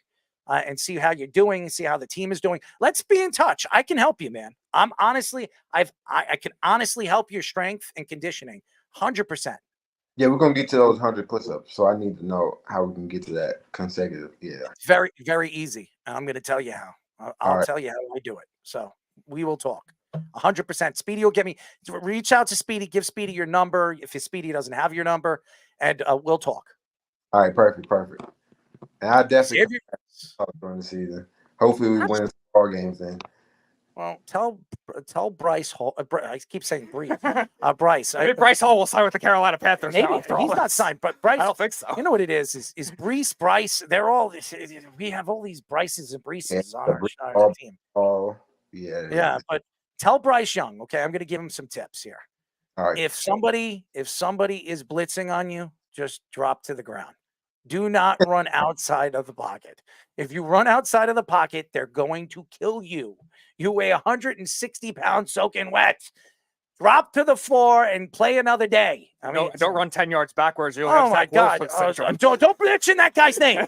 Don't mention that guy's name. He's probably going to be your backup quarterback in the very near future. The Panthers can't possibly chance going up for another X-Jet. Well, be careful. Just be careful. If he does get traded, Zach Wilson does get traded to the Carolina Panthers. If you have a wife, keep your wife's best friends away from him. Keep them away from him. Because for some reason, he likes those older women. So I'm just letting you know that. Oh, your mother. You keep your mother's best friends away from him too, because he likes that too. Anyways, we really appreciate the time as always. Keep up the good work. We will be in touch. We will definitely be in touch. And fantastic interview. Thank you for your time, my friend. Appreciate you guys having me. I look forward to coming back too. Absolutely. We were just talking to Carolina Panthers safety Xavier Woods. He's fantastic. Great personality. I can help him with his strength and conditioning. You know, today has just been crazy. You know what it is? My stuttering for this. This is what I have to deal with.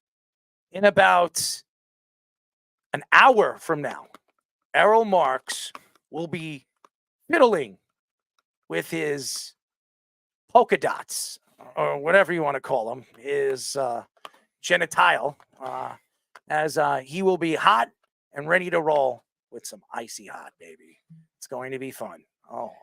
That'll be good for your 3 new jobs that you're going to allegedly have. You're apparently going to be the agent of these 2 Panthers, Xavier Woods and Chris Wormley. You're going to be the post game guy in Minnesota with our friend Pete Bursick, and now you're going to be Xavier Woods' personal trainer. So it'll be great for all the new job descriptions. I didn't say his personal trainer. I said I would help him. I can absolutely help his strength and conditioning. There's no question in my mind I can help him. So if he gives me an opportunity, I will give him some information. I'll even fly down to Carolina and help him out. Absolutely could do it. And I could prove to him if he can only put 225 10 times. I mean, I could be a professional football player. Jesus. I mean, I'm that much stronger than some of these guys. I'll be, Speedy, you'll be doing what, you don't have to lift. You could just pull, I'm not going to do anything. You could just pull. I'm not involved. You could pull. I'm not involved. Pull the trigger, ladies. Am I going to shoot somebody? What Well, about practical bursts? After you're done, you might. I'm not practical bursts.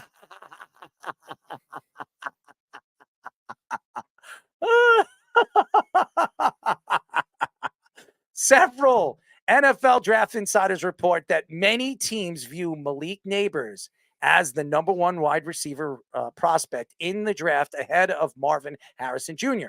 Despite being smaller at 6'1" and 188 pounds, Nabers' speed is the best they have seen in the position in a while. Nabers had 89 catches for 1,569 yards and 14 touchdowns last season. Harrison did not participate in Ohio State's pro day and refused to speak to the media during his time at the combine. NFL Network's Daniel Jeremiah says that the teams do not view Harrison as the can't miss prospect that was originally thought of at the start of the college football season. Harrison is still the betting favorite to be drafted as the first wide receiver off the board at -800. If you were Marvin Harrison Jr., would you do your pro day? Honestly, I've watched different things on YouTube. All these, he's massively fast. He's massively gifted like his father. He can jump. He can catch. To me, he is the best wide receiver in this class. And the fact that people don't think that he is, this is great for the New York Jets. I mean, if he falls and he drops to 5, and for some reason the Chargers want to trade out of that pick from 5 to 10, I mean, I would oblige him. I mean, I would. I take Marvin Harrison on our team. I mean, he's from Ohio State. He plays on Ohio State Buckeyes. He'll play with Garrett Wilson, who's a Buckeye. It would all make sense, ladies and gentlemen, but it's not going to happen. Marvin Harrison Jr. is the best wide receiver in this class. It's not even a question. Now, Malik Nabers is going to be a sensational player. We see Jamar Chase. He's practically the same size as Jamar Chase, 6 foot, 6'1". Jamar Chase, when he came out of college, was about 185 pounds. Malik Nabers is 188 pounds. These guys are built the same way, can run the routes. I don't know how good Malik is going to fill in as a wide receiver in the league, but we've seen wide receivers as they grow in the NFL, they fill in. We look at Marvin Harrison Jr., he is filled in. This guy is over 6'2", 6'3". He can run the 40 in 4.4. There's no question that he can. I absolutely believe it. This guy has the best hands in this draft. He has the best hands. And so explosive. Very, very explosive. We all know who his father was. We all know he's a Hall of Famer. We all know who he played with in Peyton Manning. We all know what type of player Marvin Harrison Jr. could become if he goes to the right team and the right organization and the right quarterback. When you look at the situation and you hear Daniel Jeremiah and all these different writers, they're all getting involved. It's a story. It absolutely is a story that Marvin Harrison Jr. did not really do anything at the combine, did not do anything on his pro day, and still believes he's a top 5 player. I'm telling you right now, whoever passes up on Marvin Harrison Jr. is making a huge mistake. A huge mistake. And if he falls out of the top 5 and he falls to the New York Giants, which he will, okay, there's no doubt in my mind the New York Giants will draft Marvin Harrison Jr. and get an absolute steal at number 6. If the Giants draft J.J. McCarthy over Marvin Harrison Jr., I might have to go in your closet for the rest of the show if that ends up happening. Are you coming out of the closet? No, I will not come out because I might be like. So when are you coming out of the closet? I might be. I don't know. I have no idea. Oh, well, you might be. Okay. Nevertheless, I figured. You wonder also too if this kind of thinking of Marvin Harrison has nothing to prove might be a ploy to make those other teams overthink too. It's not him saying, "Oh, I'm not going to go. I'm going to refuse to be drafted by this team or that team." Like we've heard Jaden Daniels executives this offseason. Apparently, he doesn't want to get drafted by the Patriots. Whatever. I don't think you're doing that vocally, but inadvertently he might be. You wonder because Arizona drafts very weird. They were one of the strangest teams drafting in the first round. I duped in Isaiah Simmons as a lot of people did, but he did not turn out to work out there. But a lot of their other picks besides Kyler Murray have been very unconventional. Then you look at the Giants. I mean, they're unconventional galore with everything they do in the first round. The Patriots, we have to see if they go with quarterback or they trade back. There's rumors they could trade back if they get the right price. And then there's the Chargers, who are the ultimate wild card. So you wonder if he's trying to avoid those kinds of quote unquote dysfunctional organizations at this point. And he doesn't care that his stock is falling. Now, as we discussed many times with Jeff, the number 1 pick gets paid the most, and then 2 through 8, I think, is the next range of the rookie contracts you're going to get. So that's the risk you run if that's what you're intent to do. But I don't think he's going to fall out of the top 8. I can't imagine him doing that. If he falls out of the top 8, I would be absolutely shocked. Yeah. I would be shocked if he falls out of the top 8. He's definitely not. If he falls to the Giants, he's going to get drafted at 6. There's no question. This guy is lightning fast, and I don't care what he can run at the combine. I don't care if he can run his 40, as we've seen many different players, including Brown, run a 40 and not really transition into the NFL. It doesn't always work because you have speed. You're going to fill in and be a great NFL player. It doesn't usually happen that way. You have to earn your respect. And I'm going to tell you this right now. I watched this guy play college football. This guy is unbelievable. He can see the field better than any wide receiver in this class. I'm speaking the truth here. I like Malik Nabers. I think Malik Nabers is going to be a sensational player. I think Anunoby is going to be a sensational player. I think this is one of the best wide receiving classes we've seen in a very long time. There's going to be at least 4 to 5 Pro Bowl players, maybe 2 all-pro wide receivers in this class. And you have a great tight end in Bowers. We'll see where he goes. I'm not a big fan of his, but who knows? He'll wind up going to the Jets, knowing my luck. That's where he'll go. But again, you look at the whole Marvin Harrison Jr. thing, and I understand it is a story. I don't think it's that big of a story. I think he wants to fall in this draft. I do believe he wants to fall in this class because he wants to go to a specific team. Now, I don't know what that specific team is, but the Chargers, if Arizona passes up on him, and it looks like the top 3 picks are going to be quarterback. It seems like it's going to be that way. Caleb Williams is probably going 1. May is probably going 2. Daniels will probably go 3. And we thought Marvin Harrison Jr. would go 4. Now it looks like it could be Malik Nabers. At 5, I think the Chargers are going after an offensive lineman. They should. Yeah. That's what I think they're going to do. So at 6, with the New York Giants, I could absolutely see Marvin Harrison Jr. falling to the New York Giants and going 6 to the Giants. I can absolutely see it now. He's not doing his pro day. It makes a lot of sense. He goes to New York. He's the next big superstar here in New York. The last one to do it is Odell Beckham. The Giants have been craving for a superstar wide receiver. They will get one. It makes a lot of sense. I don't think he wants to play in Arizona. Who wants to play in Arizona? Okay. Nobody wants to play in Arizona. So, and nobody really wants to play for the Chargers either, even with Jim Harbaugh and Justin Herbert. He would love to come to the East Coast. He grew up over here. His father is from the Philadelphia area in Marvin Harrison Sr. He did play in Indianapolis, but he grew up here. And I could see him coming to New York and being a successful wide receiver for the New York Giants. Right. And you look at these prospects that we talk about being these generational talents. And while yeah, maybe the value of him, of what is perceived at the beginning of the season, was down from where it was, that was because of nagging injuries. It wasn't because of anything he did significantly skill set wise. Like, yeah, okay, he had some drops against Michigan. Michigan also had a really good defense. I don't like NFL draft analysts that blame everything on one game for ruining a guy's prospect. And Marvin Harrison Jr. is probably the best receiving prospect we've seen probably since Julio Jones at this point. Like, you could say, all right, yeah, Jamar Chase was a great wide receiver prospect when he came out. Yeah, CeeDee Lamb we were talking about. But Marvin Harrison has the complete package of everything, and he's bigger than his father was out of college. Much bigger. Yeah. Like 3 inches. Right. So that alleviates it even further, where I don't think any team that's drafting in that middle of that top 10, 4 through anywhere really, should just overthink all this process. Now I like Nabers too. Nabers is really fast. He's a good route runner. I think he'll be better than a lot of these speed demon guys that are like these combine gurus. He's a good polished player. He's definitely going to be a Pro Bowl type wide receiver. It is crazy that they think that Marvin Harrison Jr. is not going to be the first wide receiver off the board. Yeah. It is crazy how he's fallen off. And Malik Nabers has won everybody's hearts. I understand he's fast. I understand he's great. He's a great deep threat. There's a lot of questions to his route running. Okay. We've seen him in LSU. We see how fast he is. Is he going to be an every down wide receiver? That's the question. Some people think Malik Nabers is more of a slot wide receiver because of his size. He's got to prove himself in the NFL. Marvin Harrison Jr., with his size and his ability and his strength, this guy could be as explosive as any wide receiver we've seen come out of the draft since Julio Jones. Mm-hmm. Really, it's really unbelievable. Even when you look at Justin Jefferson, and you look at the size and look at his ability, I don't think Justin Jefferson has the speed and the whole package this guy has. This guy could be the best wide receiver in the league in the next 2 years. Right.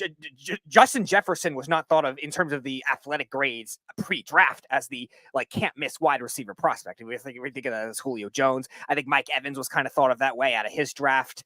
There are not many of them. Amari Cooper maybe a little bit, but even so, Julio Jones was the biggest one we've probably seen in a while, and now Marvin Harrison has taken that title for really the last 2 years. He's had all this hype going with him. Garrett Wilson got drafted, and Olave got drafted. Is really his time to shine after that the next 2 years, and his production on the field speaks for itself. He was a finalist for the Heisman, a quarterback award most of the time, besides Devontae Smith the 1 year, and that's how good he was consistency wise in a tough Big Ten. Like I said, he struggled against Michigan, okay, but again, you can't label one game to deter somebody. It's crazy. Malik Nabers has probably had some bad games too, and you're going to deter that. It's crazy. I understand Malik Nabers was. When it came to numbers, he was the best in the country when it came to numbers. But the best wide receiver in the country for the last 2 years has been Marvin Harrison Jr. And he was, even as a freshman, everybody was predominantly saying that he was the number one pick in that year's draft when he was going to come out. Correct. Now he's going to fall because the quarterback situation.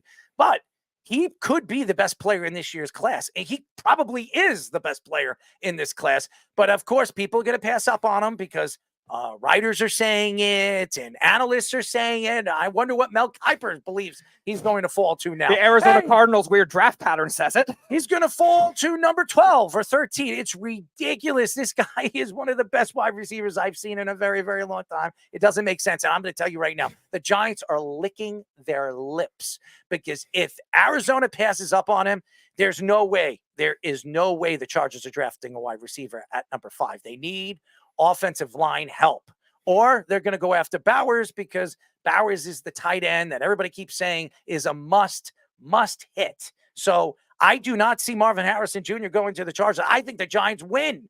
They get Marvin Harrison Jr. at 6. Jim Harbaugh. It's ridiculous. Jim Harbaugh can't draft an Ohio State Before player. we get into the next story, I want to bring Fish in. He is a Giant fan. Fish, what are your thoughts if Marvin Harrison Jr. falls to your New York Giants? I mean, that would be the greatest thing possible that could happen in this draft. I can't stress enough how much I think he's the best receiver in this draft. You look at Nabers. He's more, like we were talking about yesterday's show, he's more of that Z Tyreek Hill type of a receiver. Not exactly slot, but he's going to be, a flanker, as they used to call it. And he's going to be more a move guy. He's going to be more based on speed than route running.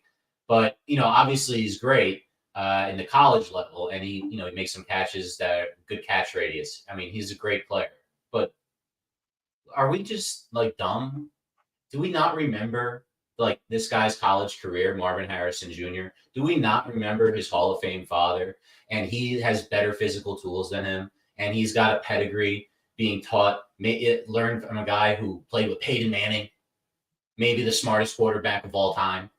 This guy knows everything he needs to know at this point. There's no way he's not the best guy coming out. And if the Giants somehow, without having to trade up, I don't know how you do it. Now, I'm worried about a couple of things. I think Arizona's going to trade down because they need a lot. They need a wide receiver, and, their coach needs to win this year. Gannon needs to win this year. He can't go into another season where he's not going. Kyler Murray is going to be 100% healthy. They have no wide receivers. They need a wide receiver. They need a playmaker. I do not see them trading down. I see them drafting at 4. They need a big-time playmaker. And everybody keeps saying now that Malik Nabers seems like the guy that they're looking at. If it is Nabers, great. Go for it, man. Go take him. Harbaugh, I can't see him taking an Ohio State guy. That would make for great, fun during the draft if he does that at 5. I mean, they did get rid of Mike Williams and Keenan Allen. You would think because of that they need a receiver, but if you watch them try to block last year, Joe Alt's sitting right there. And that guy, is going to be a cornerstone left tackle for a decade, as they said. They said that about Evan Neal as well, but who said that? I didn't say that. It wasn't you. It was, the talking heads on the draft night. He's going to suck. I said it. Alabama left tackle, not going to happen. Well, we'll see what he They does at moved him left to guard right this tackle. year. He wasn't even a left tackle. They moved him on the right side. He couldn't stop a nosebleed. Yeah, just have him play left guard this year, for the love of God. He can't figure out how to do stuff that I teach 14-year-olds how to stop, which is just a simple, tackle and twisting stunt. Well, it doesn't matter which one goes first. Just pass it off and communicate. And he did things that I've never seen a football player do. It was like he was like, I don't want to say lazy, but he's just like, that guy's going over there. Whatever. I'm not even going to open my mouth and tell the guard that they're switching. I just couldn't even believe some of the stuff he was doing. So the Giants are in that spot at 6 where there's a lot of receivers, but there's only a couple elite ones. Now, because there's a lot, maybe Rome Odunze slips. And he, no one's really saying, a couple people like him as much, in these mocks, and everyone's got their own opinions just to be different. But I would say he's probably below those two guys on most people's boards.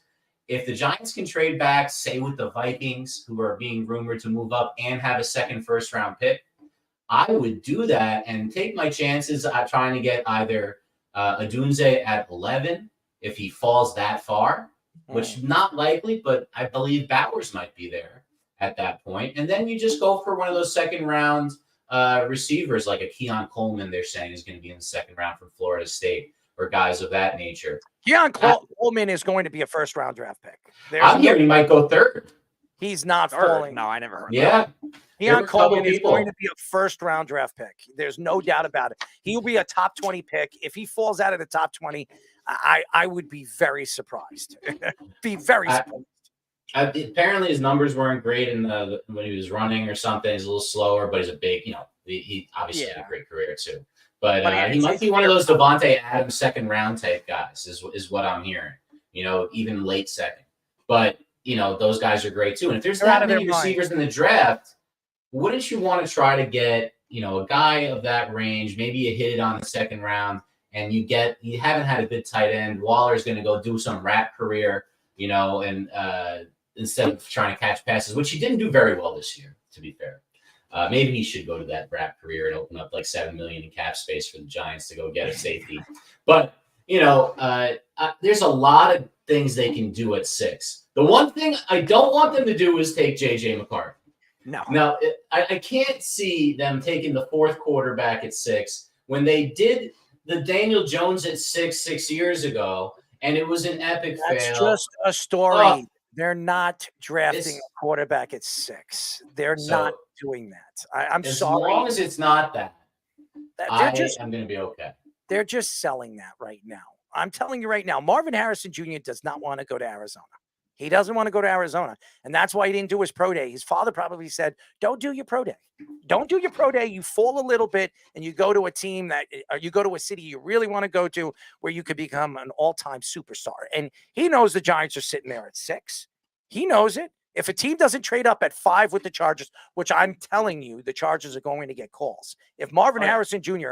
falls to 5, the Giants better jump on that and move up to 5, because if they have a chance to get Marvin Harrison Jr., you jump on that. That guy's a game wrecker. He's a game changer. He can absolutely change the Giants. They're looking for a wide receiver. That they have their number 1 wide receiver. Now they can go and start searching for that number 2 and the number 3, and they have the guy that you can build around for the next 10, 15 years. He is fantastic. He's going to be a fantastic player. Longtime Patriots safety, Devin McCourty, commented on the Patriots Dynasty documentary, saying that he was duped and he felt it was too negative. McCourty also added in the documentary featured a slanted angle against Bill Belichick. Rodney Harrison also added that they made it seem like Belichick couldn't coach for the last 3 to 4 years. Harrison added that Belichick always believed in the underdog, mentioning him and Tom Brady as the primary examples. The positive impact that Belichick giving players like Corey Dillon and Randy Moss chances later in their careers were not mentioned. Meanwhile, the slander for the suspicious benching of Malcolm Butler in Super Bowl 52 versus the Eagles was a way-dragging Belichick brought Belichick down in that story. Robert Kraft and Danny Amendola called that decision a tremendous error. I watched Bill Belichick in this documentary. I've watched the whole Dynasty documentary. And this was really to slander Bill Belichick. The whole documentary was a love fest for Tom Brady. It was a love fest for Robert Kraft. And that was really it. Robert Kraft looked like a hero. They never talked about him hanging out massage parlors. They didn't do that. You never heard anything about massage parlors. Was he hanging out with Tom Brady 2-3 years in the making before Tom Brady decided to flee and go to the Buccaneers and win a Super Bowl? Probably. Maybe that was why Giselle decided to leave Tom. But nevertheless, the fact is, Bill Belichick was absolutely slandered throughout this documentary. He was absolutely slandered in this documentary. And you sit here today, and if you haven't checked out this documentary, it's a shame. Because even though I couldn't stand the Patriots, I couldn't stand them. I'm an AFC East fan. I'm a Jets fan. And every single year, and I remember when the Jets injured Drew Brees, when they practically almost killed him, okay? He gets rushed to the hospital. Tom Brady takes over. They do lose that game. Tom Brady does lose that game against the Jets. But after that, Tom Brady went on one of the greatest runs we've ever seen a player ever have. Okay? And I remember it. And I give a lot of respect to Tom Brady. Tom Brady is one of the greatest players to ever play the game. There's no question that he was. He was so smart. He could see the game better than any quarterback I have ever seen. There's no question. Was he a better player than Joe Montana? I would say no. I watched Joe Montana play. He wasn't. But Joe Montana also played in a time where there was free agency opened, and you can add any player you want. There was no salary cap. There was no nothing. Until the Broncos cheated the salary cap. Exactly. So, I mean, during that time, Joe Montana had a chance to have some of the best offensive linemen. He had some of the best offensive players, some of the best defensive players. So it was a different game then. Defensively and offensively, Tom Brady changed the game of football offensively. And Bill Belichick had a lot to do with it. You could say whatever you want. Tom Brady wouldn't be Tom Brady without Bill Belichick. As a matter of fact, Bill Belichick, and again, I give a lot of credit to Bill Belichick on drafting Tom Brady at 199. The only reason why he drafted Tom Brady at 199, this is truth, that Tom Brady fell. Nobody thought Tom Brady was going to fall to 6 in the 6th round. Nobody thought he was going to fall to the 6th round. People thought he was a 4th round draft pick, maybe a late 3rd round draft pick. He fell out, and I remember, if you watch the documentary, he said, "There's no reason why we don't draft him at 199. We take a hunch on this." Win or lose, if we fail, it doesn't matter. If we win on it. And they won on it. Boy, oh boy, did they win on it. They won 6 Super Bowls and maybe should have won 7. There is no question that Malcolm Butler, still to this day, him not play Malcolm Butler against the Philadelphia Eagles made absolutely no sense. It made absolutely no sense. If Malcolm Butler plays in that game, I think the Patriots win that game. Yeah, because the Patriots' corner depth that year was not what it was 3 years ago when they had Revis and Browner. I think Kyle Arrington was gone. They had a lot of other guys that weren't there. Gilmore, I think that was his first year there, and he wasn't established yet. The next year, I think, was his breakout year. So, yeah, that was a very odd thing in a high-scoring game, too. It was a 41-33 final. And it was close. And actually, it was 33-32 at one point. Yeah, the Eagles, I think, had a 1-point lead. Then they extended it further, yeah. And you're right, because you also look at the distraction level that could have caused for the Patriots defense. Now, the Patriots defense, like I said, wasn't as good as previous years, but it still was a talented defense, and the offense was really all Tom Brady and Gronk. You know what's crazy about this? All these players after the fact are all attacking Bill Belichick. Every single one of them. Yep. Every single one of them. Now, Bill Belichick's no longer with the New England Patriots. He's a free agent. And now you hear Devin McCourty, who, by the way, got how many contracts from Bill Belichick? How many Super Bowl wins has he got because of Bill Belichick? And I understand Bill Belichick had his way, and maybe he was jealous of Tom Brady. Maybe he was. I would be jealous of Tom Brady, but he never got the credit. And Robert Kraft loves to take the credit for everything. He loves the fact he didn't draft Tom Brady. He didn't coach this team. He's the owner of the team. He kissed Drew Brees' ass. He kissed Tom Brady's ass. Go look at it. Drew Brees said that Drew Brees. Drew Bledsoe said, and I'm sorry, Drew Bledsoe said that Robert Kraft was like a father to him. Tom Brady said the same thing. And as a matter of fact, when Drew Bledsoe, I keep saying Drew Brees, when Bledsoe went to Robert Kraft to talk to Robert Kraft about the whole Tom Brady thing when he was starting over him, when he came back from injury after he got the $100 million contract, Robert Kraft went to speak to Bill Belichick, and Bill Belichick said, Tom is my quarterback. He said that. It wasn't, and I'm going to tell you this right now.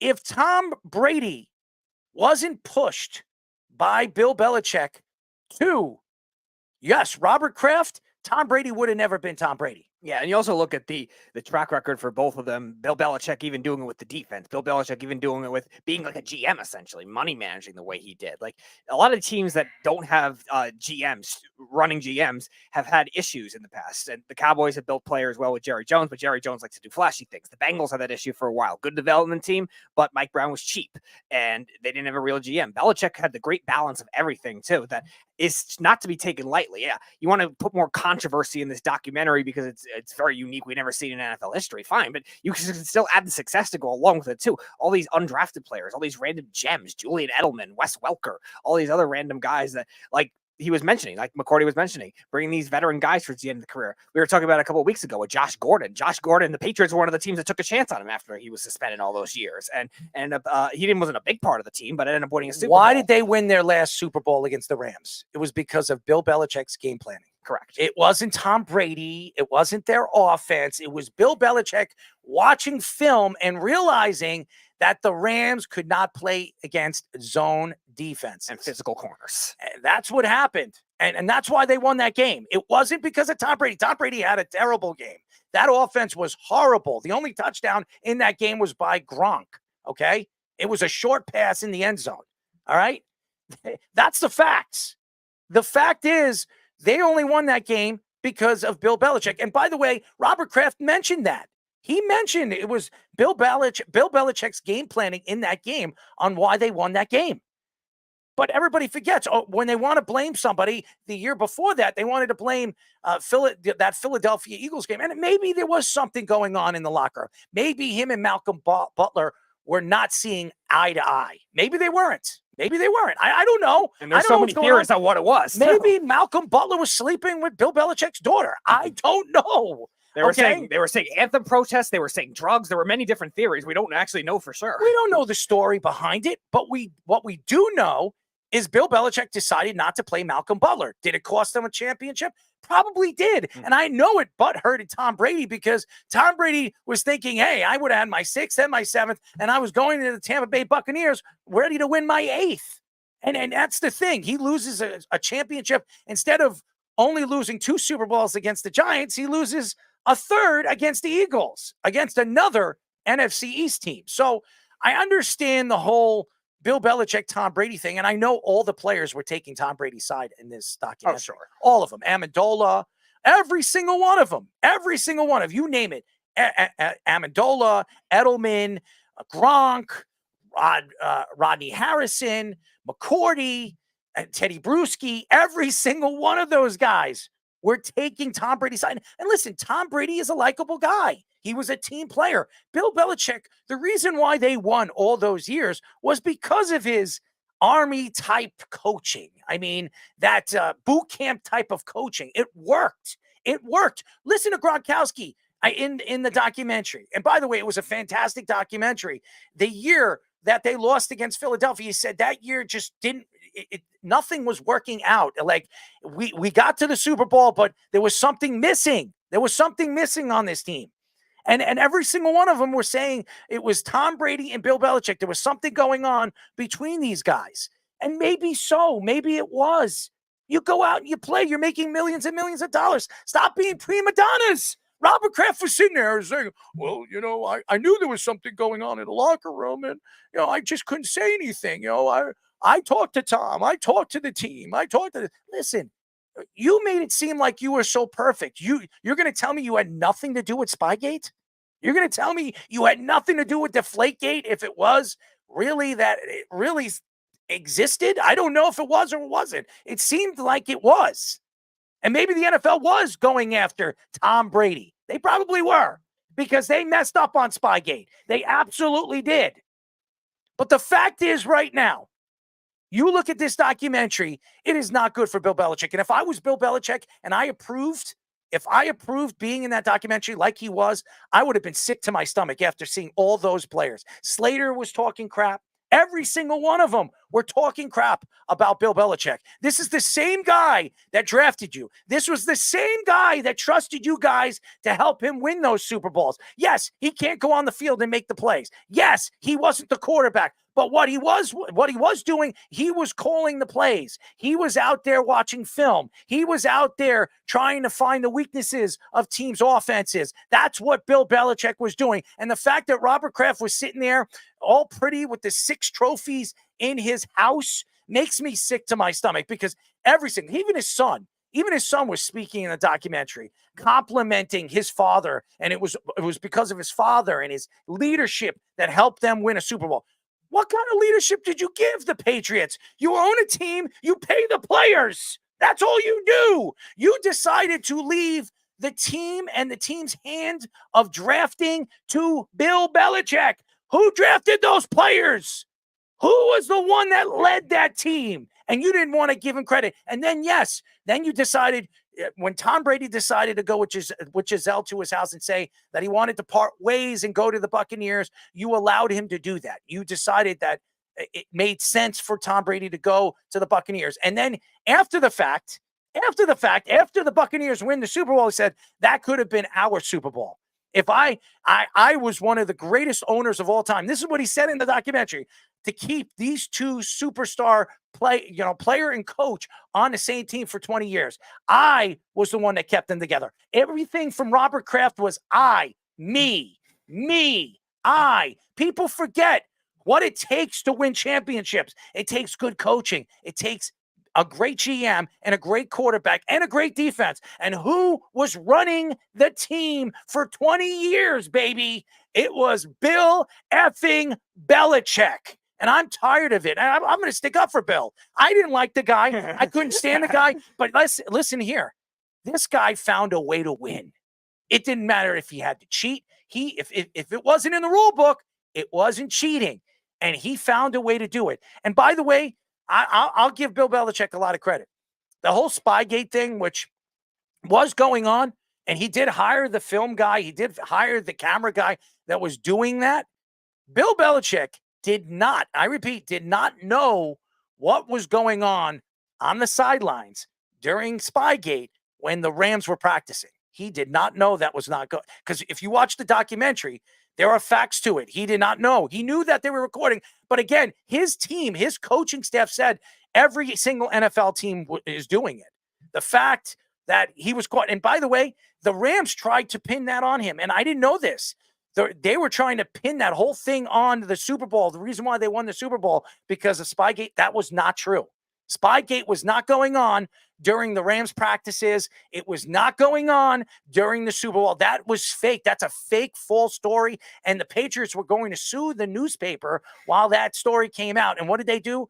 They dropped all those stories. They apologized to New England Patriots because the Patriots were going to sue the newspaper and practically put the newspaper down and out. So I'm sorry, and I'm just speaking the truth. And I am not a Patriot fan. The fact that everybody in this documentary was slandering a guy like Bill Belichick, it's a shame. It really is, because he was the face of the New England Patriots. You want to say Tom Brady? Fine. Tom Brady was a big part of the success of the New England Patriots. But they don't go anywhere without Bill Belichick. Yeah, you need quarterback and coach combination. And you can't have Tom Brady be coached by, say, Joe Judge and be able to win Super Bowls that way. You need the elite level coach to go along with that as well to win the way they did on a consistent basis. And to do it the way he did, which was unconventional at the time, micromanaging the salary cap the way he did. He was the first one that really transcended that. Every team that won Super Bowls in the salary cap starting era where teams that either had the talent already or like the Broncos, I would say with the Broncos, manipulated the salary cap, cheated. And the Cowboys bought a lot of players, Deion Sanders, etc. And the 49ers, same kind of thing. The Patriots did a whole different philosophy that worked for a while, that Tom Brady was, maybe he had some leeway into bringing those guys in, but Bill Belichick was the one finding these gems of wide receivers and offensive linemen from other teams that failed in other places, by the way. And same kind of thing with the defense. It really is a shame. It really is a shame how everybody was throwing Bill Belichick under the bus. Everything was against Bill Belichick in that documentary. It's disgusting. It's despicable. I know, Fish, you have something to say. You're a coach. I'm sure you have your thoughts to the whole documentary. I'm sure you checked out the documentary as everybody else did. Over 100,000 people in the first week it coming out with the first 5 episodes really watched that documentary. And I think over 1 million, Apple Video posted that over 1 million people watched that documentary. As a Giants fan, first, before I get into the coaching aspect of it, how do you hate Bill Belichick? He's responsible for 4, Super Bowls, 2 that he won as defensive coordinator and with Parcells, which is why he's the GM also, because he needs to buy the groceries like Parcells. And probably to his detriment. The only negative thing I would say about his coaching career is he probably shouldn't have done that for so long. But this guy, you realize that people are all over the place saying that he's terrible, that he caused them, to lose that Super Bowl with Malcolm Butler. Who knows what happened? Kraft is throwing him under the bus, all the players. Well, guess what? This guy has been the greatest football coach in the league for about 30 years. And the reason why he's been the greatest is because he's been innovating all along. He's trying to find edges to, just a 1% edge like he did with Spygate, which Kraft called him a jerk for doing. There's only 1% edge. That's the difference between winning and losing. Remember when he would slip guys on to the sideline, right off the sideline? I think he did it to the Steelers or the Ravens one year. And it was a sneak play that technically was legal, which they had to ban right after it because he's looking at that stuff. He's brilliant. He invented the dime defense to beat the Kelly Gunn Bills.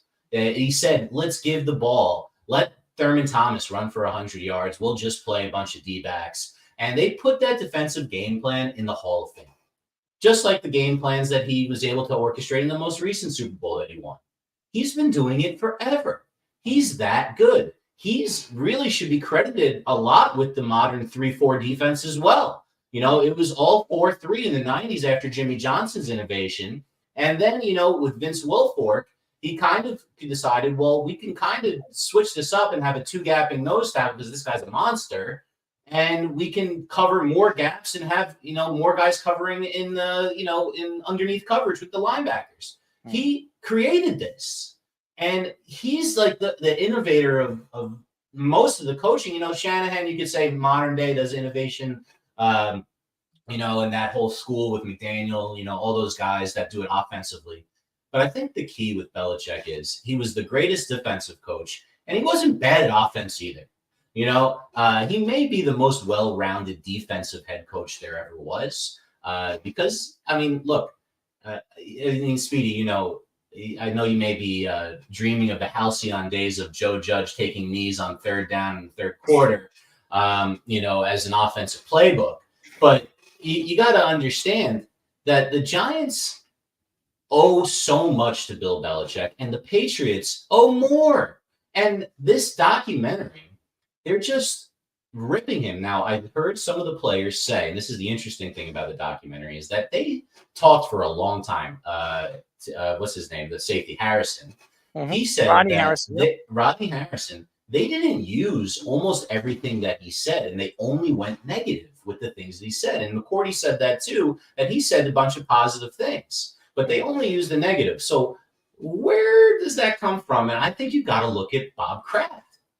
Kraft is trying to make himself look like the good guy. It seems like a very vain project for him to do so. They go after him. And the weirdest part of it was like the last episode, they try to make Belichick out to be like a trumper, and he tried to push it in the locker room, and he alienated the locker room.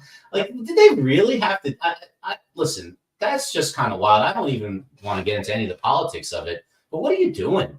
You won all these Super Bowls. Now, if you want to see a real good documentary on Bill Belichick telling you how it is, watch the Two Bills on the 30 for 30 documentary about Parcells and Belichick.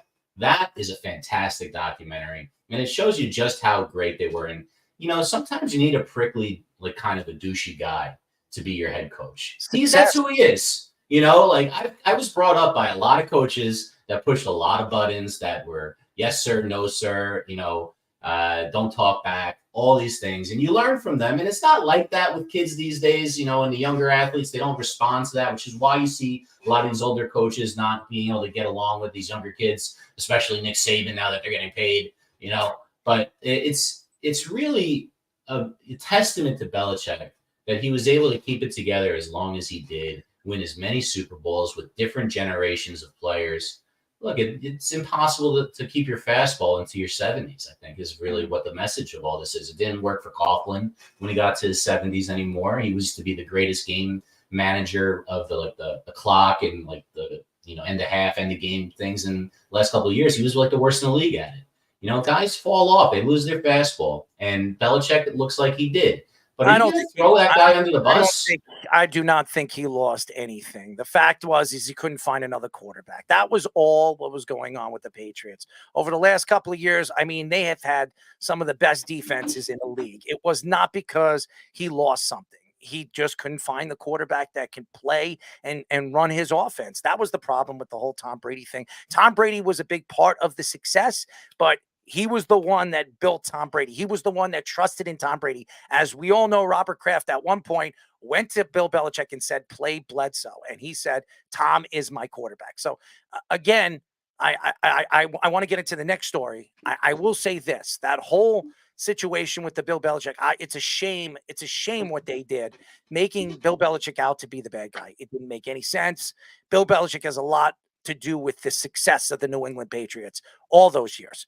LeBron James started a new NBA podcast with JJ Redick titled Mind the Game.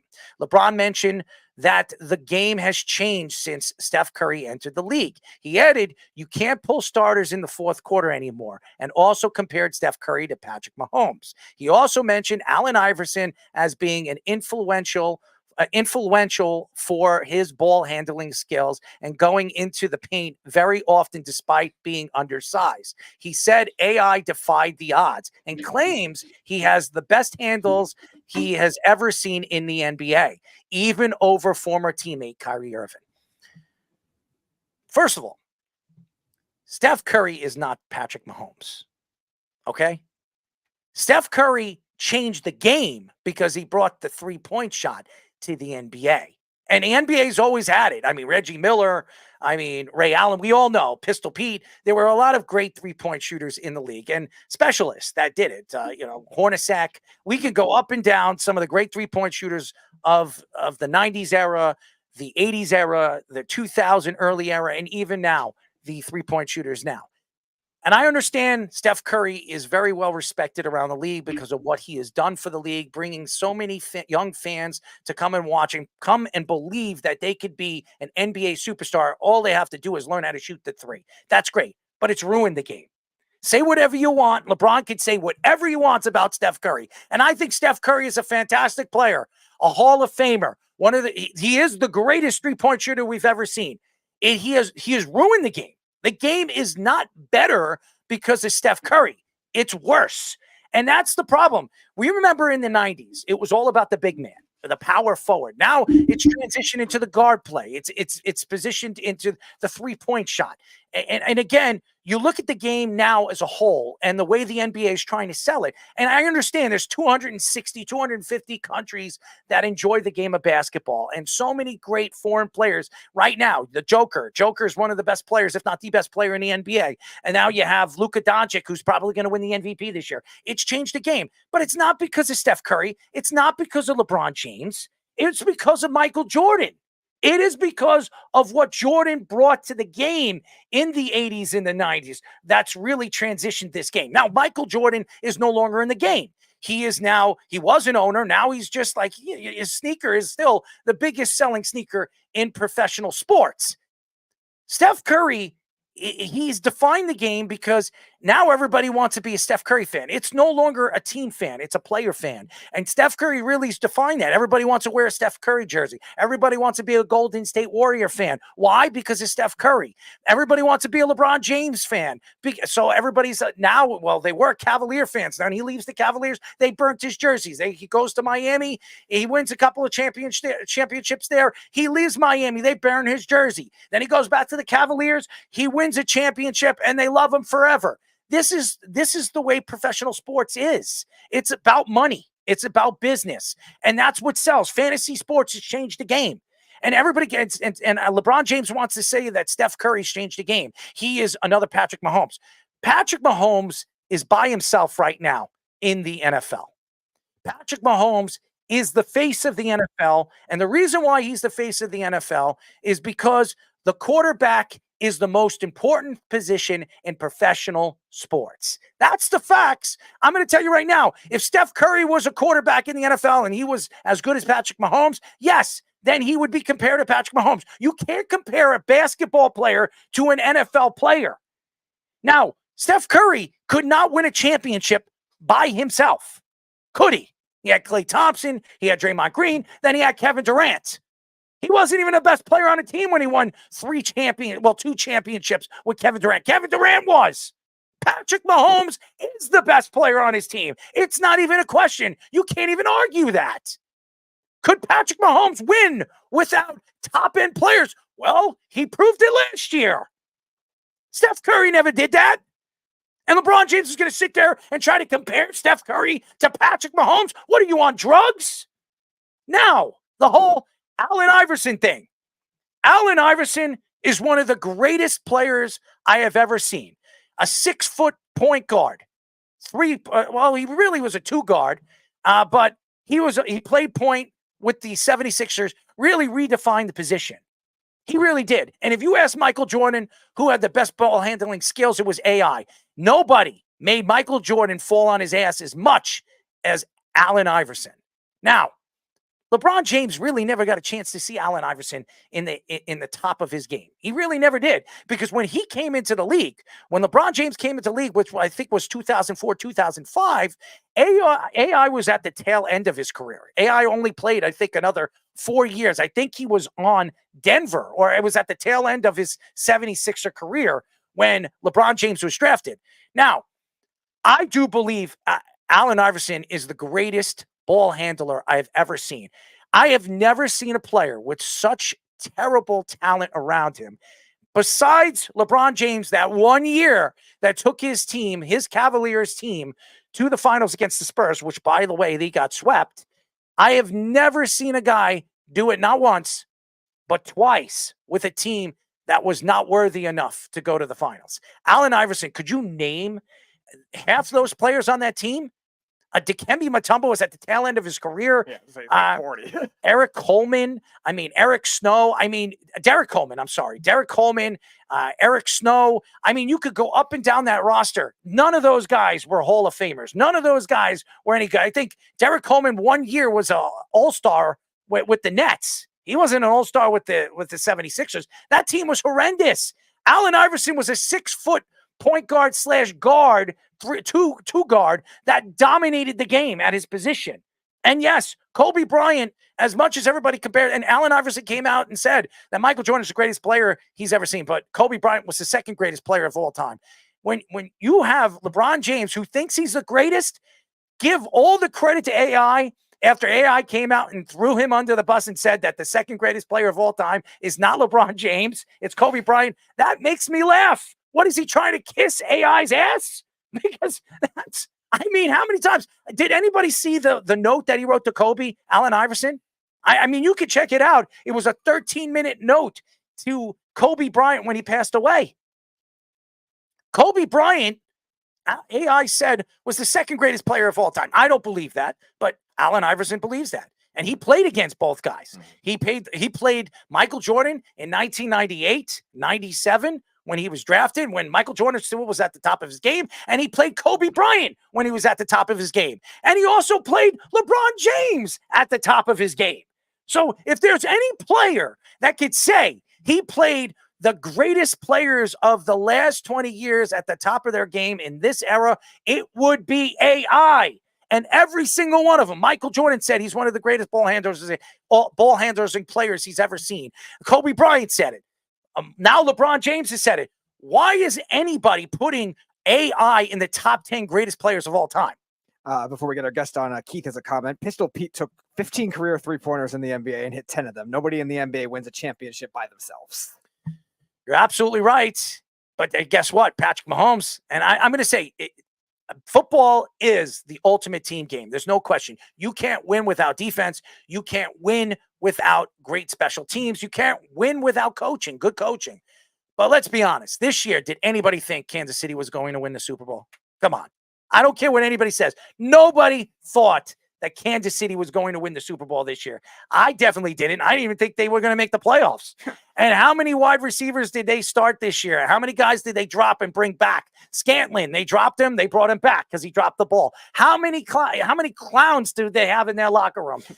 Usually when you have a clown or two in your locker room, it never works. Well, they had 3 clowns in the locker room, and they still won a Super Bowl. That has a lot to do with their quarterback. You cannot compare apples to oranges. If you're going to compare Steph Curry to Patrick Mahomes, you're on drugs, okay? And the fact that he did that on his podcast with JJ Redick, which, by the way, I do not want to watch that podcast. It might be one of the worst podcasts in NBA history, okay? I can't sit there. I don't already have to listen to LeBron talk. I can't watch these 2 idiots speak about anything, especially just how selfish LeBron James has been over the last couple of years. I'm going to plead the fifth now. When we come back, ladies and gentlemen, we will be talking to former Jaguars, Broncos, and Cowboys defensive end Jeremy Mincey. But before that, our Sports Minute with Tommy Scoops. This is the Sports Loudmouth Sports Minute. Are you ready to get loud? With Tommy Scoops. That is right, ladies and gentlemen. As always, as promised, I am back with another Loudmouth Sports Minute. I am the man, Tommy Scoops, to give you guys all the current rundown. And currently in the MLB, the Mets are signing outfielder JD Martinez to a deal worth $12 million. In the NBA, 76ers are hoping that the center, Joel Embiid, is going to be returning to the lineup in about 2 to 3 weeks. Embiid hasn't played since late January, and the team is hoping that they'll get him back for their playoff run. The Bucks announced that Giannis Antetokounmpo is back in the lineup after missing 2 games with a hamstring injury.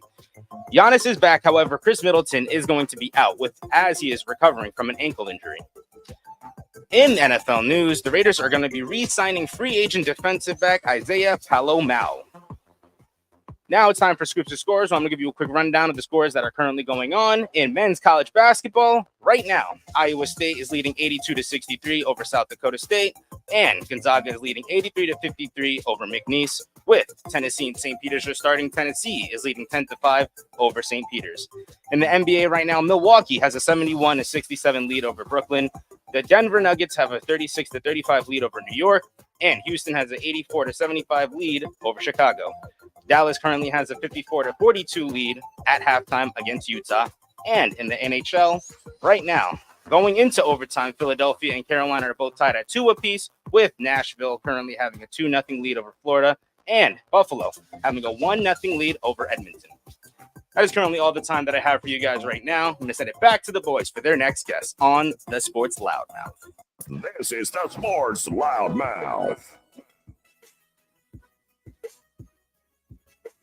631-672-3108 is the number to call. You're listening to the Sports Loudmouth. I'm your host, Daryl Marks, my co-host, Speedy.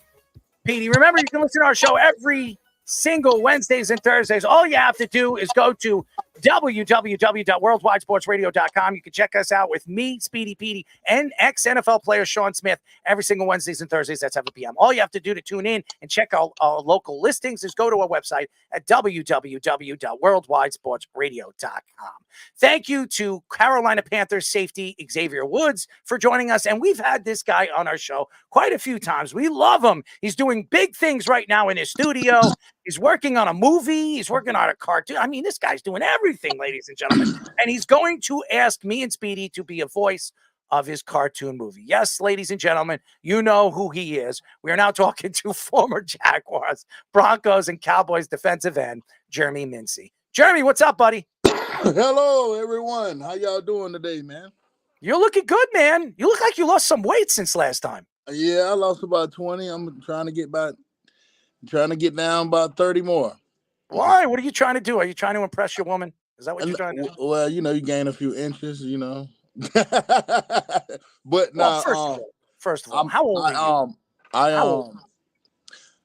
I got fat, dude. I was like 350, so now I'm down to like 320, and now I'm trying to get down to about 280, get back to playing weight, Mm-hmm. You look good, man. And I remember the last time. I could definitely see in your face. I could see it in your body. You look great, man. You really do. You look like you're cutting weight. You're getting ready for this wonderful movie you're working on. Listen. Remember what you said. The movie comes out. You have a couple of characters. I mean, you could ask one of us. Y'all got the perfect voices for it. Well, what can I say, man? I'm a gift. God. I mean, I don't know. You're a gift from God.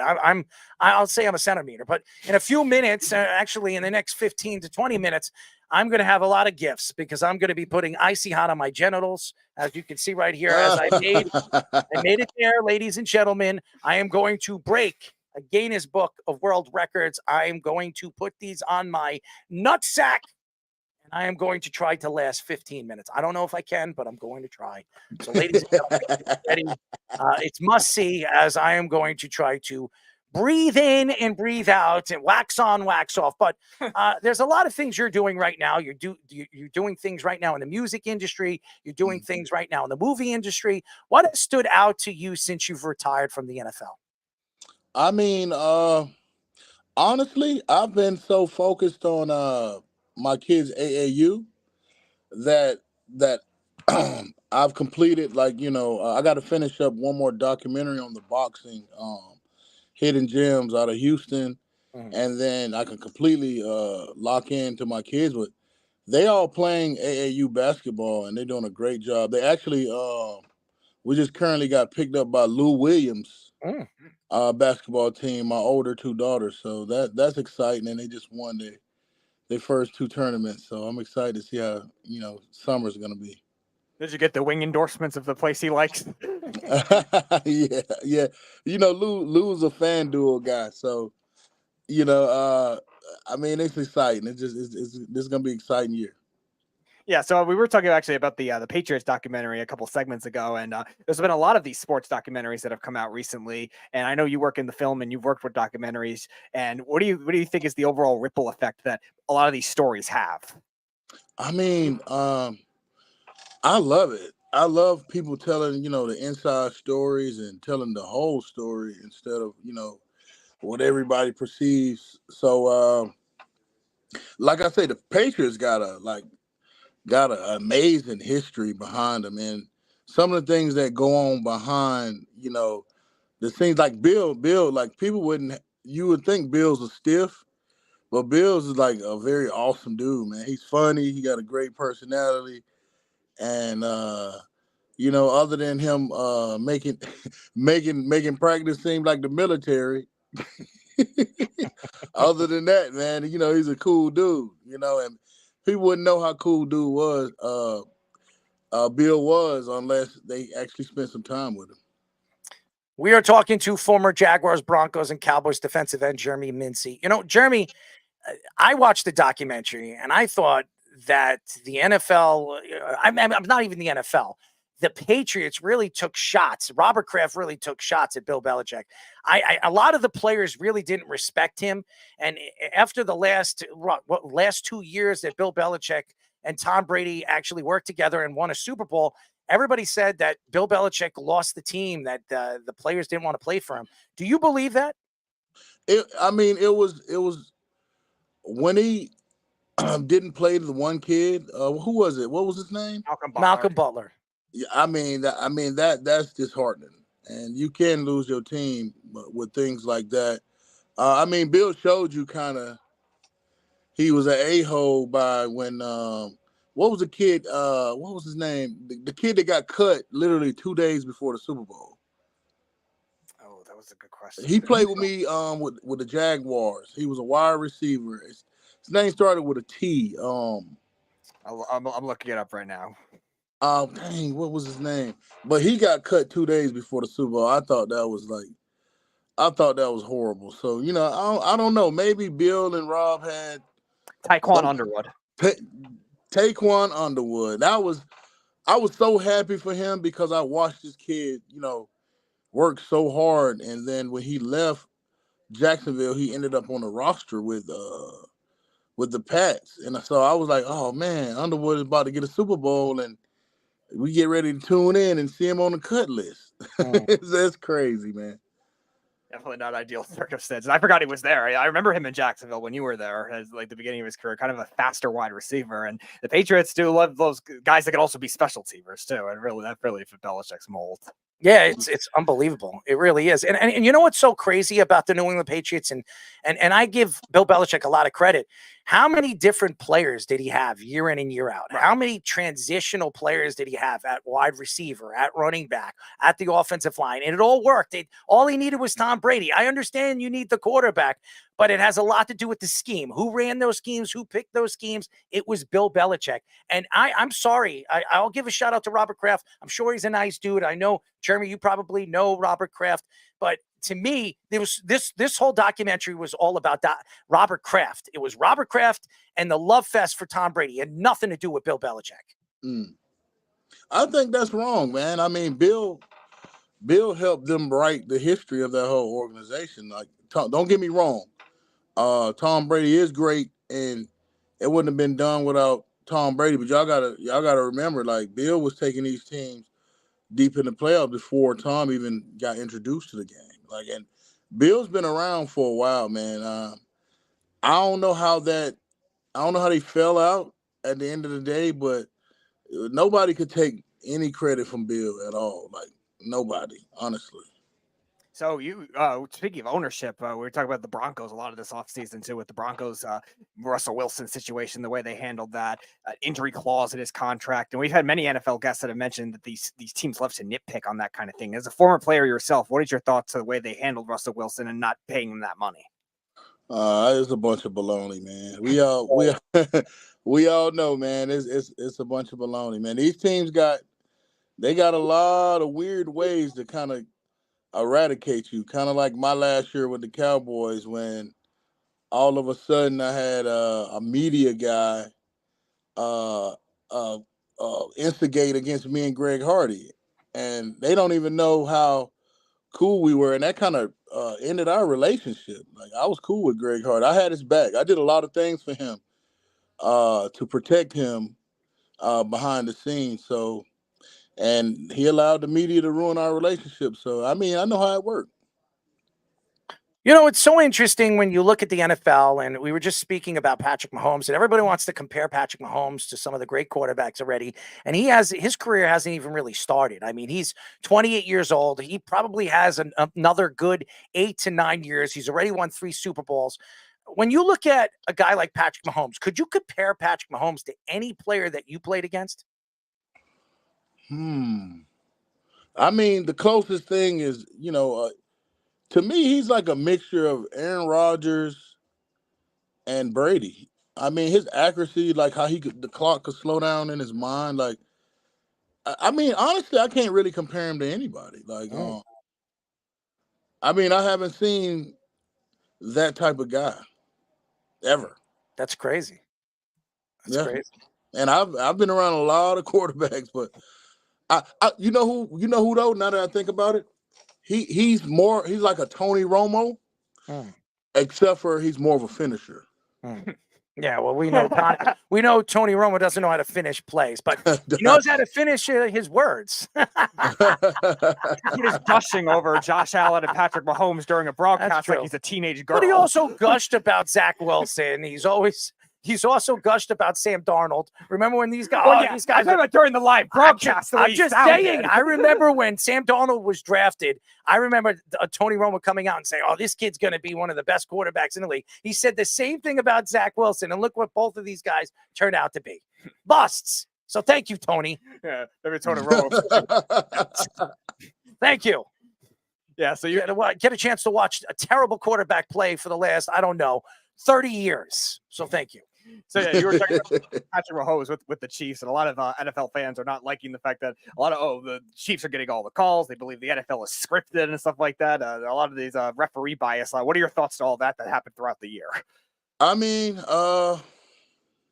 being that I was with the Cowboys and we got robbed in Green Bay, because nobody expected us to be as good as we were. I mean, nowadays it's kind of hard to tell, but Preach, baby, preach. Just say it.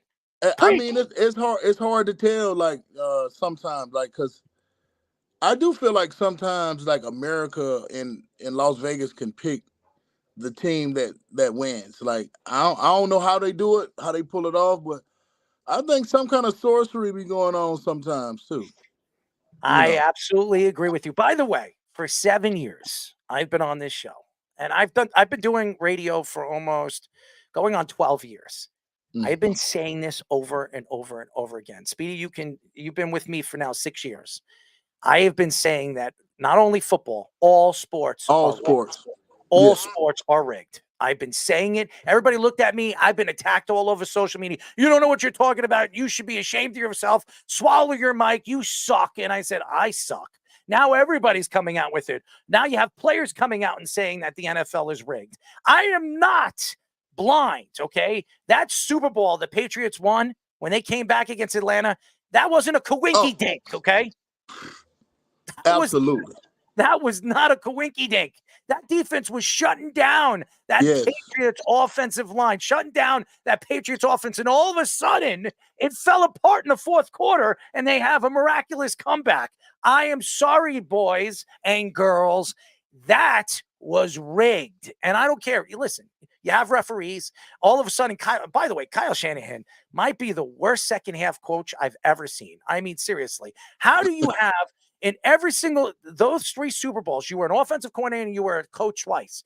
You had a lead going into the second half. You had a lead with 5 minutes left, 10 points against Patrick Mahomes. And what did you do with one of the best running games in all of football? You stop running the ball. I said last year during the Super Bowl, if he stops running the ball, if they have the lead going to the second half, they will lose. What happens? He stopped running the ball. I have no idea what's going on in Kyle Shanahan's head, but I'm going to tell you this right now. Maybe him and John Lynch got to stop drinking together, drinking that Hennessy, playing with each other in the back of the pitch black limousine over there. I don't know what they're doing in their spare time, but something's going on over there because they must be talking with each other before the second half of the game. Maybe Roger Goodell's paying him off to blow games, so Patrick Mahomes and Tom Brady can win Super Bowl. If he's not blowing games, he might be blowing something else. As you wait for your final 6 minutes. Oh boy. Y'all crazy, man. I love it. Oh man, it is funny. It is funny. It really is. Yeah, dude, but you right, dude, because I was watching, when I watch games, all I watch is the defensive line, right? Those guys were dominating them the whole game. Now, when I zoom in the second half, it wasn't one holding call. They was holding literally the whole second half. Literally. How many sacks did they have first half? They had like 6 sacks, right? 7 they had sacks? a lot of sacks. Yeah, it was like 5 or 6 sacks. Now y'all know, once you get about 5, especially first half, it's a feeding frenzy.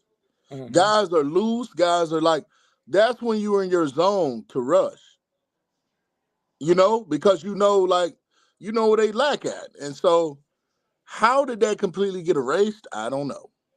Both teams' interior rushes are really good. Now, the Niners don't have a great interior offensive line, but we know the Chiefs do with Humphrey and Trey Smith and those guys. The Niners are still getting that kind of pressure. But yeah, right. Nick Bosa, it seems like all the time teams get away with holding calls on him against him. And there was definitely a couple in the fourth quarter where it looked like he got held, definitely. So I wanted to ask about some of these defensive rule changes that have been coming in the league. We were talking with our last guest, Xavier Woods, about the hip drop tackle that there might be. Stupid. Yeah, and a couple other ones because they were trying to do the other extreme when you were playing, when they were trying to get rid of the head injuries and the head leading with your head. So what are your thoughts of those? It's stupid. I mean, Let me tell you something. There's no rule that you can make to protect these players from playing football. I mean, you know what you're signing for. You know what it is. Just make sure you take care of these guys on the back end because we know what we're signing up for. You know what I mean? So it makes no difference. Hip drop, whoop-de-whoop. Like, dude, when you coming off the line, guys are punching at your face masks, giving you concussions, chopping at your knees. You're getting twisted. There's no protection, no matter what you try. You know, so I think it's a bunch of baloney. They need to throw that out and go ahead and let these boys earn their money and make the fans happy.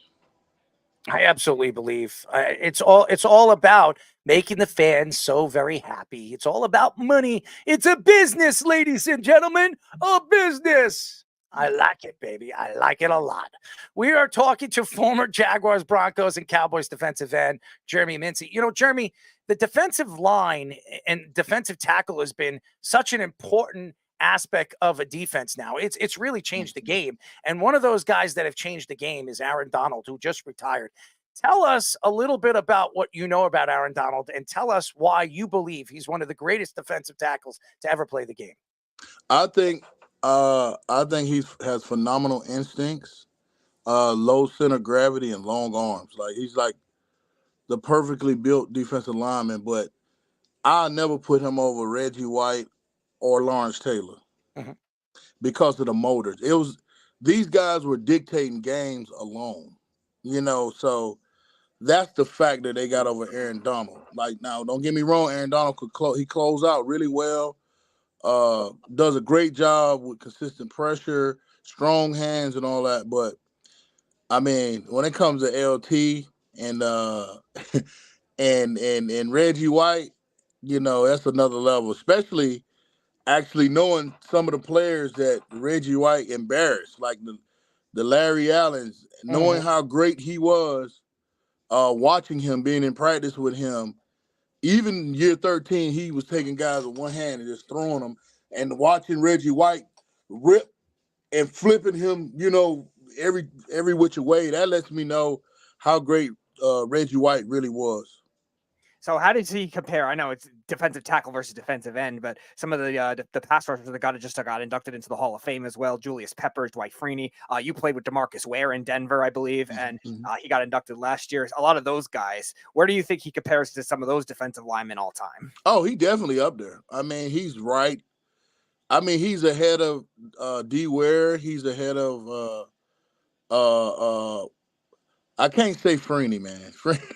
I'm sorry, y'all. Freeney was a freak, but he's up there. He's definitely among those guys. That's game changers, and I mean, more man. Best of wishes to Aaron, man. He had a great career. I'm proud of him.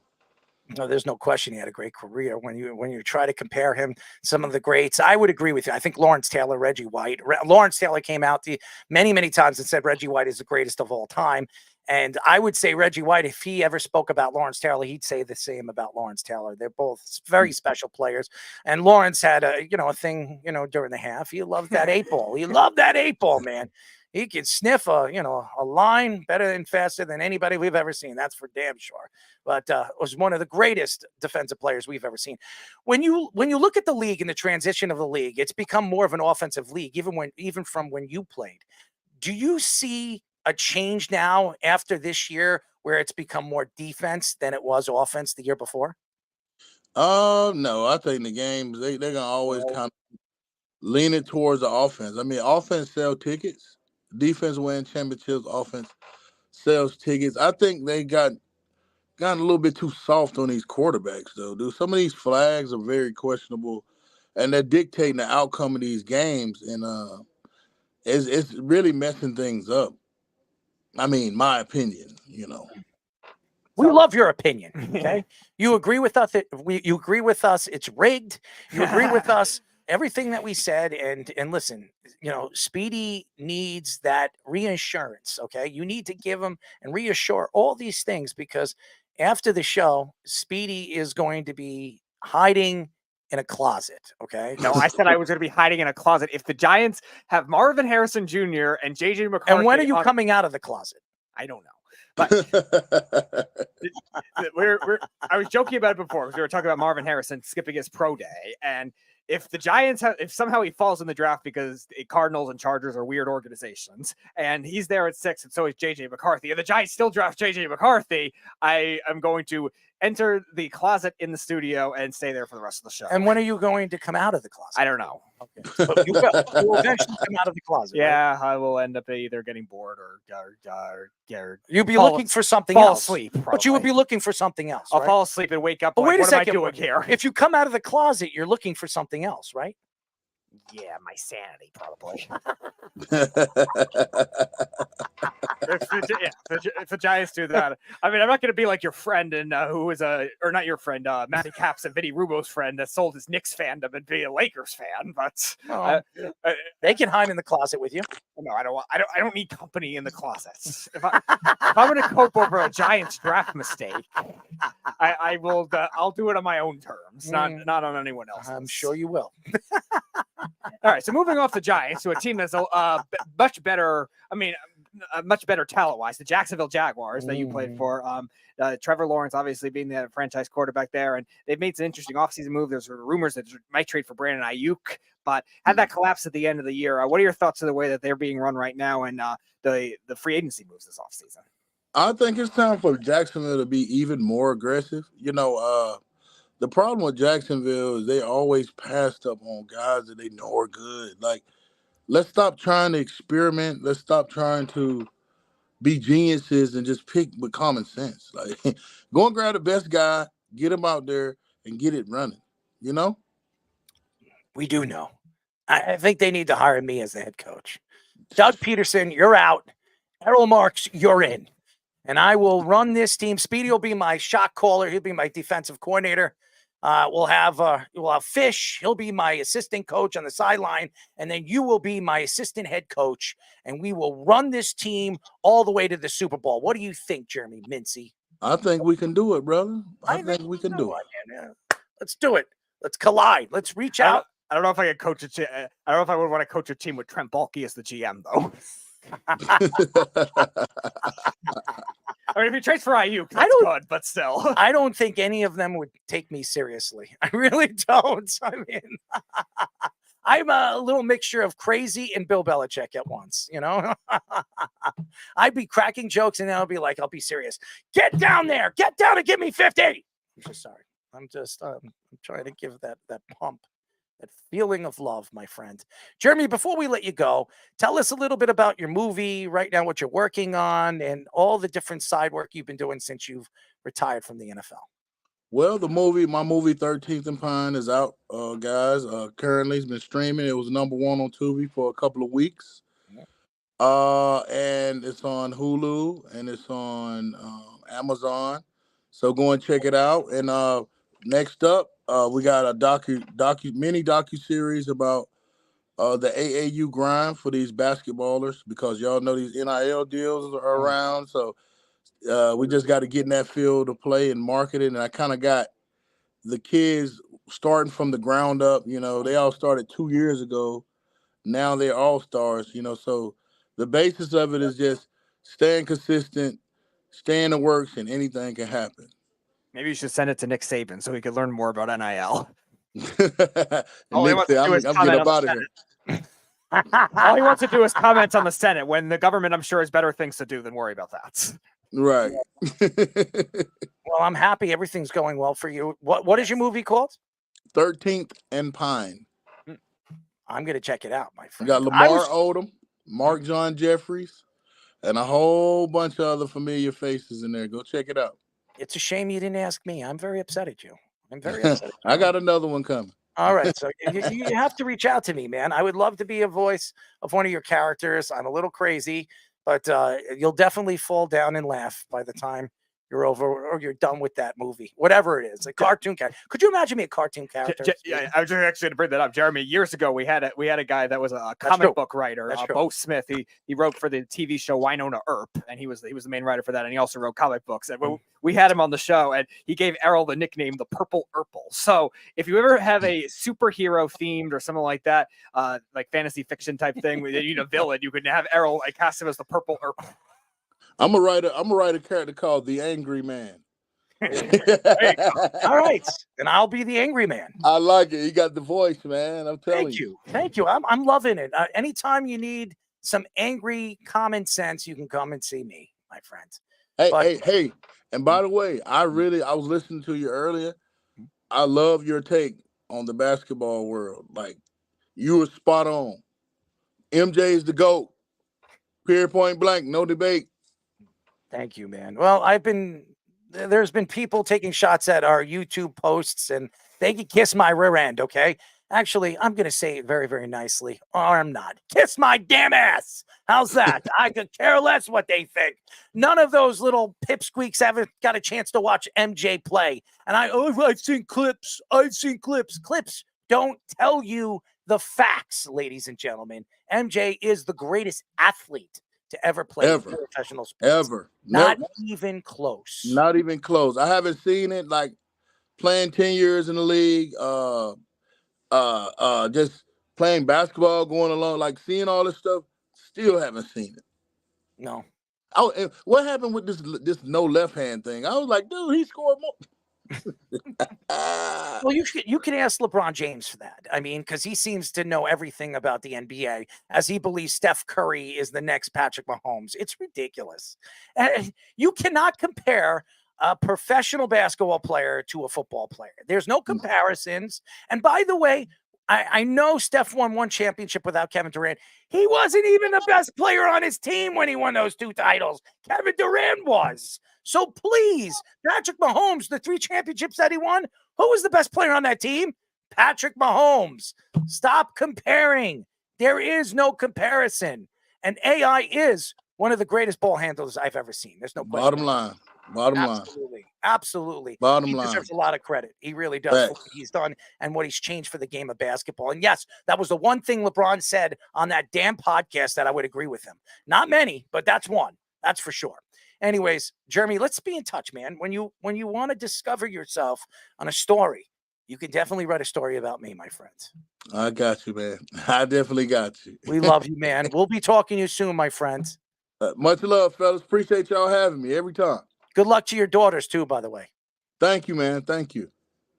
Jeremy Mincey, ladies and gentlemen, former Jaguars, Broncos, Cowboys defensive end, fantastic personality. And he's going to get a chance now. Oh, boy. It's that time? Yeah. Icy hot on my genitals. Breaking the Guinness Book of World Records. All right, ladies and gentlemen. All right. Is everybody ready for this? Oh, boy. All right. Okay. So what we're going to do here, ladies and gentlemen, Speedy, give me some music. Okay. Like, give me some sexual music, give me something that I could dance to while I'm doing this. Okay. Cause I'm really going to need these, this is going to be, I'm going to be under fire. That's for sure. Okay. All right. Give me a song. I don't know what you mean by sexual music. I don't know. Sexual. Give me something sexual. Give me the sexual chocolate song, the wrestling song. I like that. Chocolate wrestling song? Yeah, sexual chocolate. Yeah, sexual chocolate wrestling song. Sexual chocolate wrestling song. Let's see what comes up. Yes. Okay. There we go. You give me something. I think you got it. I don't know. Just play it. I don't care. The only thing that comes up is Mark Henry, but I don't think that's Mark Henry. That's Mark Henry, ladies and gentlemen. Here it is. All right, let's see what we got here. All right, here we go. What do we got here? After an ad for 5, 4, 3. Oh, let the countdown begin. All right, let's see how this song works for this kind of thing. This is gonna hurt.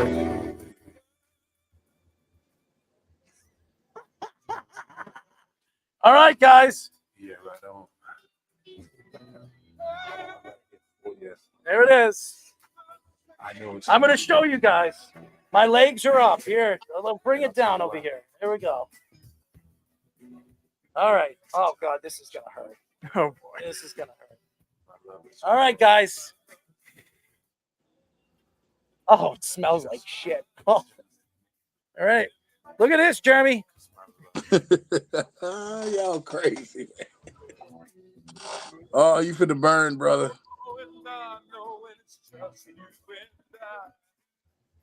Oh, you finna burn, brother. Oh my God. I'm rubbing it in. You're not gonna be able to finish the show after this. All right, I guess the countdown begins now for the 15 minutes. All right, countdown.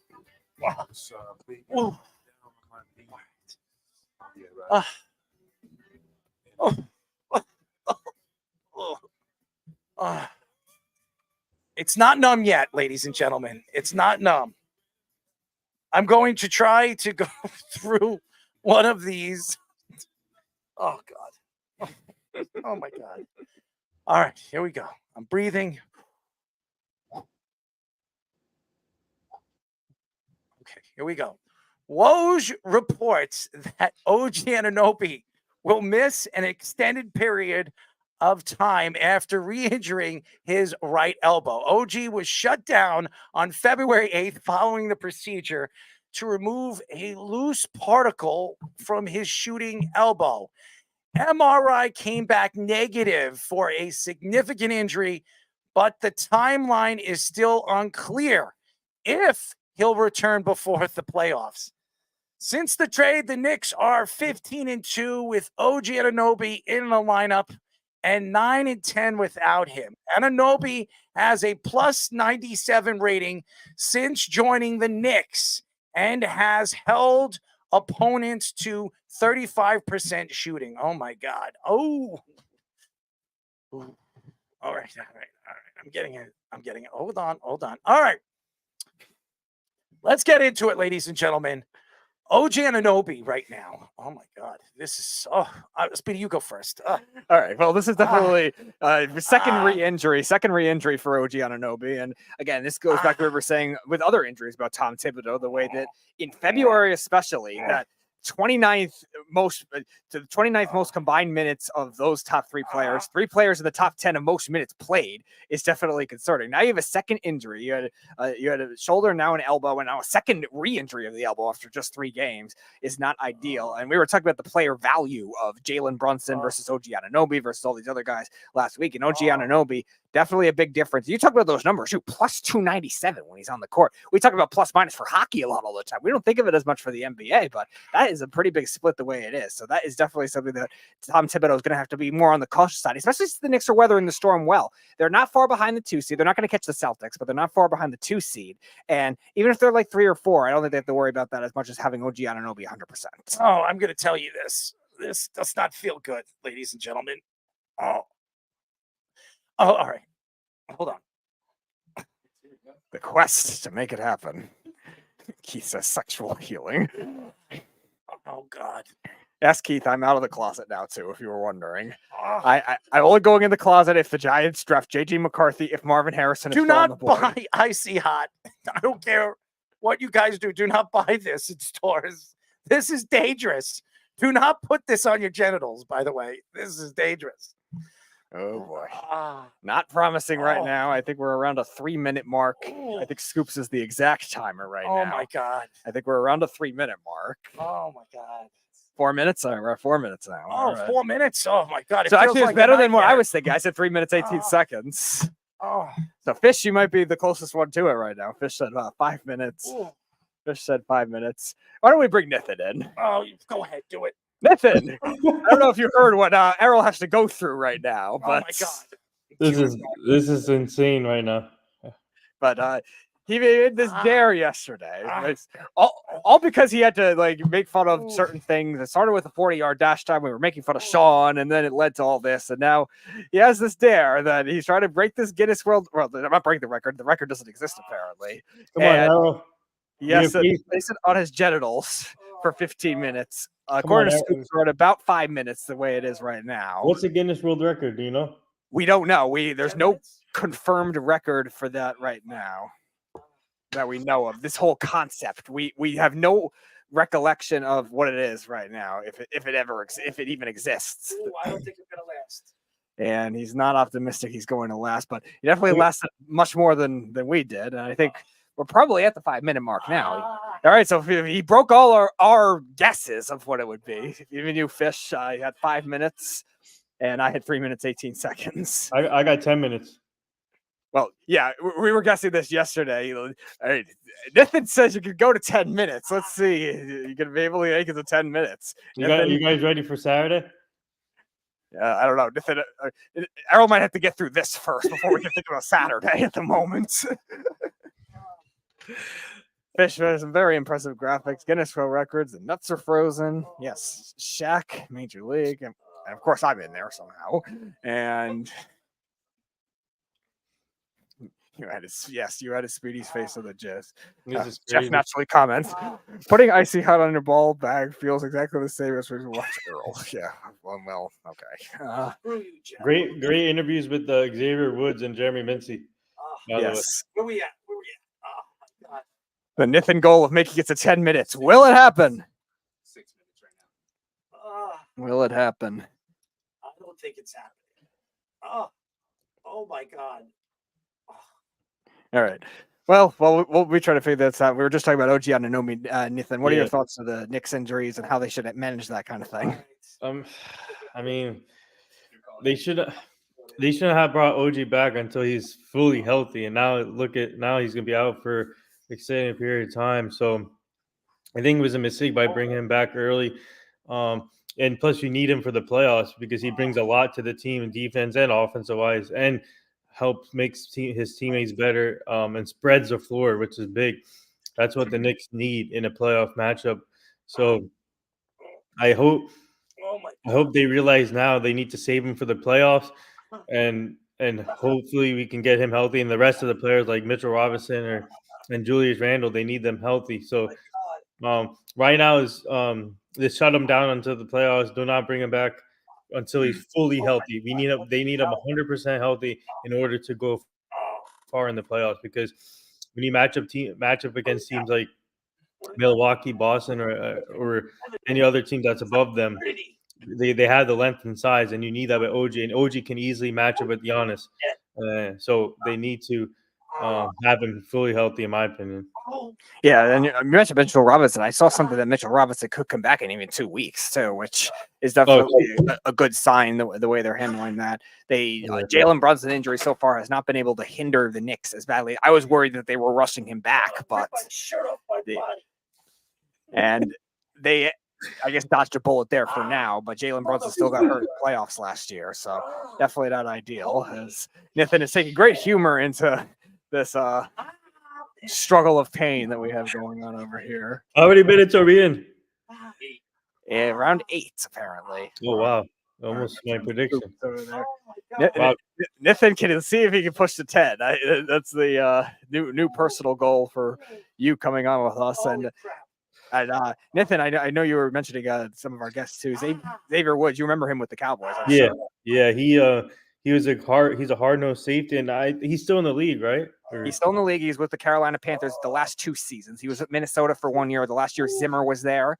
How did you manage to get him? Through his agent or something? His agent, yes. It's actually the same agent that helped us get Sean Merriman the first time we had him on the show, and we had him on earlier this year with a different agent now.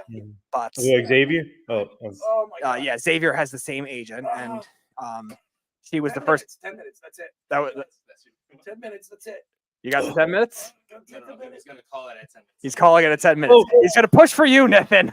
Look at that. You should be honored. In something you would not have thought to be honored with. Oh my God. Holy shit. Motherfucker. This thing is shit. Yeah, no, I can see that too. It's not just lighting. He is turning red. Yeah, no, Woods and Mincey, both Cowboys. Yeah, they're a good valuable players for the Cowboys. Oh my God. 30 seconds left. 30 seconds. Oh, the 30-second countdown.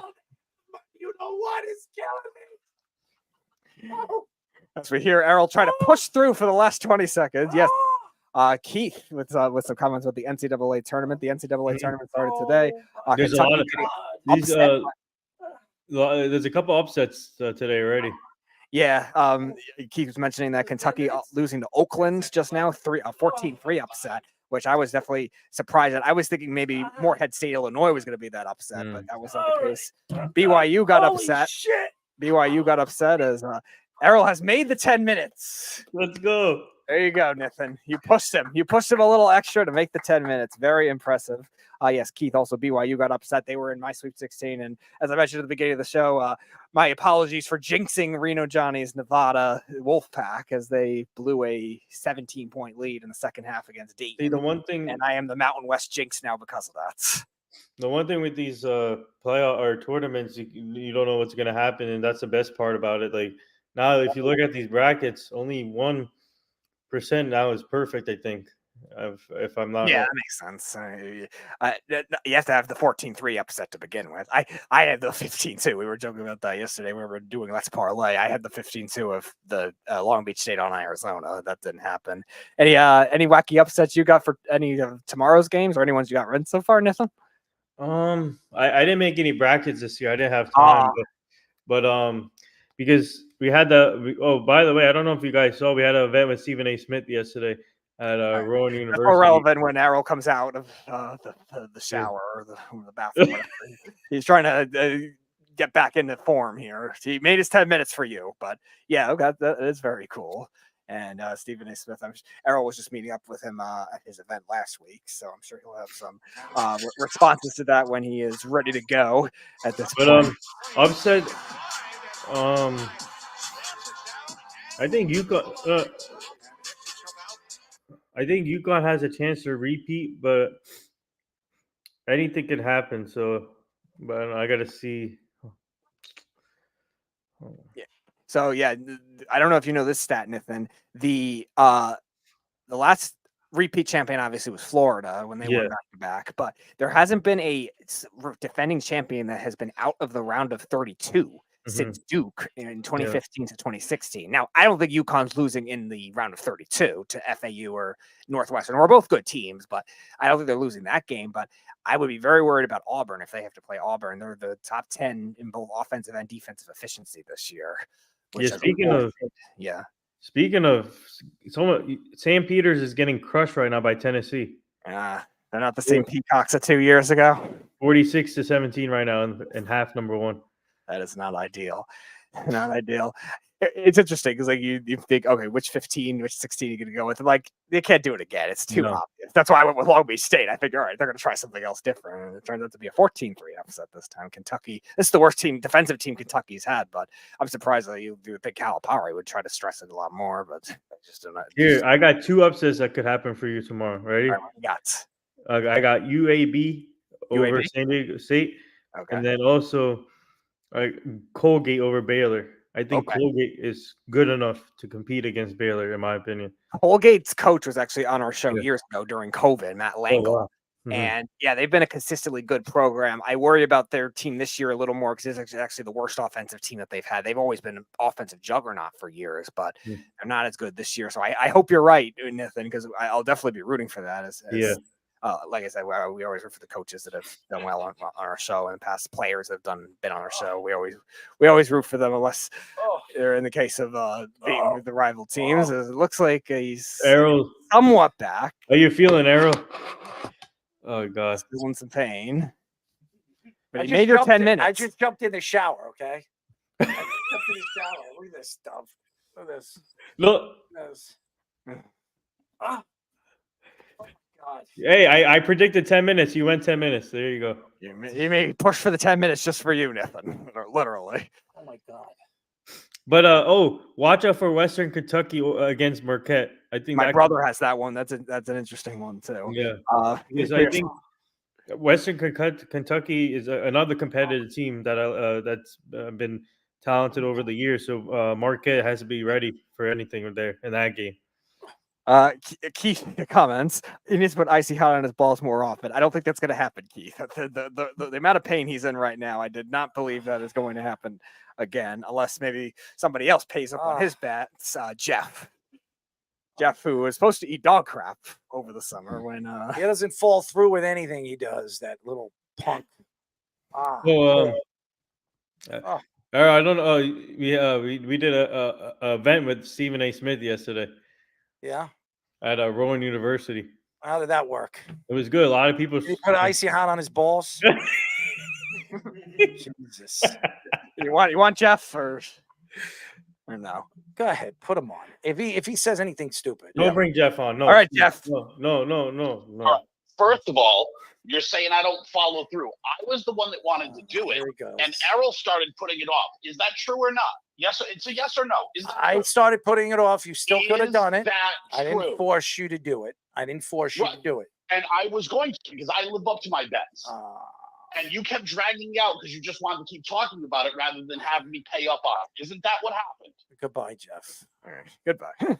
Well, we tried. Jesus. Nothing you got. I your don't wish. want to hear his babbling craziness. Okay. I have balls about the blister. Okay. All right. I don't need to hear this. There you go, Nathan. You survived without having to be the center of attention of his criticism. Man, I think I'm good. I'm winning the lottery today. Are you? Oh, well, congratulations to you. Well, let's finish the show. Let's get these stories out because I want to finish the story. So, Woj reports that OG Anunoby will miss an extended period of time after re-injuring his right elbow. OG was shut down on February 8th following the procedure to remove a loose particle from his shooting elbow. MRI came back negative for a significant injury, but the timeline is still unclear if he'll return before the playoffs. Since the trade, the Knicks are 15-2 with OG Anunoby in the lineup and 9-10 without him. Anunoby has a plus 97 rating since joining the Knicks and has held opponents to 35% shooting. Right now, the Knicks need OG Anunoby. Without OG Anunoby, the Knicks are not winning. They need OG. They need OG. I understand with the whole situation with the team and the organization right now, they need to get Julius Randle back. Mitchell Robinson could be back in a week. OG Anunoby is a big part of this team. If they are going to stop the wing players like Jaylen Brown and Jason Tatum, they need those guys. First of all, Anunoby is not going to be able to stop Giannis, but he's the kind of guy that can stop you on the perimeter. There are guys like even Damian Lillard. He'll be able to defend Damian Lillard on the perimeter and keep him to a bare minimum. They need OG Anunoby 100% healthy. I would not play OG Anunoby for the rest of this season. I would wait until the playoffs, make sure his elbow is healthy enough so they can make a run.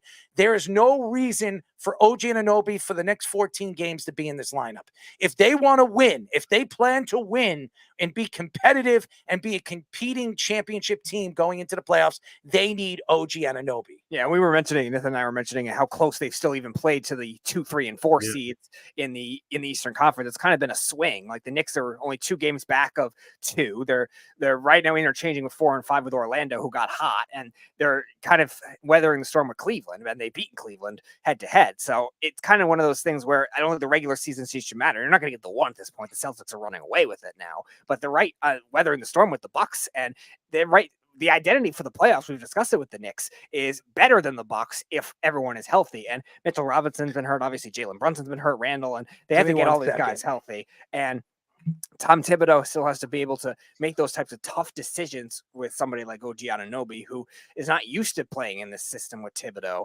and not used to being worn out all the time. And we've seen that happen with Julius Randle, who's been god-awful and inefficient in the playoffs because he gets worn out more towards the end of the year. And that kind of thing, Tom Thibodeau has to learn from his lesson and be able to do that kind of thing. All right, we have a different caller now. So whoever's calling, you're on. Whoever's calling, you're on. Are you serious? Anthony Andriosi, what's up, man? Sorry, I don't know your number offhand, Anthony. Sorry. The only Jersey number that calls you guys. Are you serious? Anyway. No, I didn't know you guys were still on the air. I just got out of work, bro. Just said give me a call. I thought you guys were already done. No, we're still on, We're man. still on the air. Let's go. Yeah. Nice. What topic are you hitting? I'm sure I can chime in. Well, what I'm hitting right now is my balls being, in blisters right now after having icy hot on my genitals for about 10 minutes. Okay. So. Oh, it's not that bad. Do you want to try it? Would you like to try it? I'm not stupid enough to try it, dude. What did you find on Guinness Book of World Records that I don't know they actually keep track of? Like I don't know, the most powdered donuts eaten in 3 minutes. I don't know if Sean do that.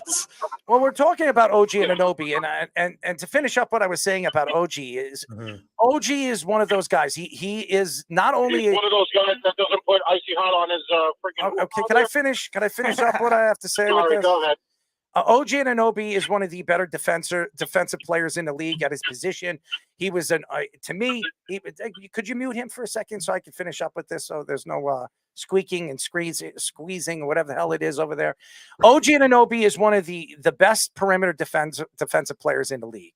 He was second team All Pro NBA on the defensive team last year. He could defend any team's best 3, 2, and 1. That's what the Knicks need. The Knicks need that type of defensive player. They haven't had a perimeter defensive player this good in a very, very long time, and that's what makes OG so unique and dangerous.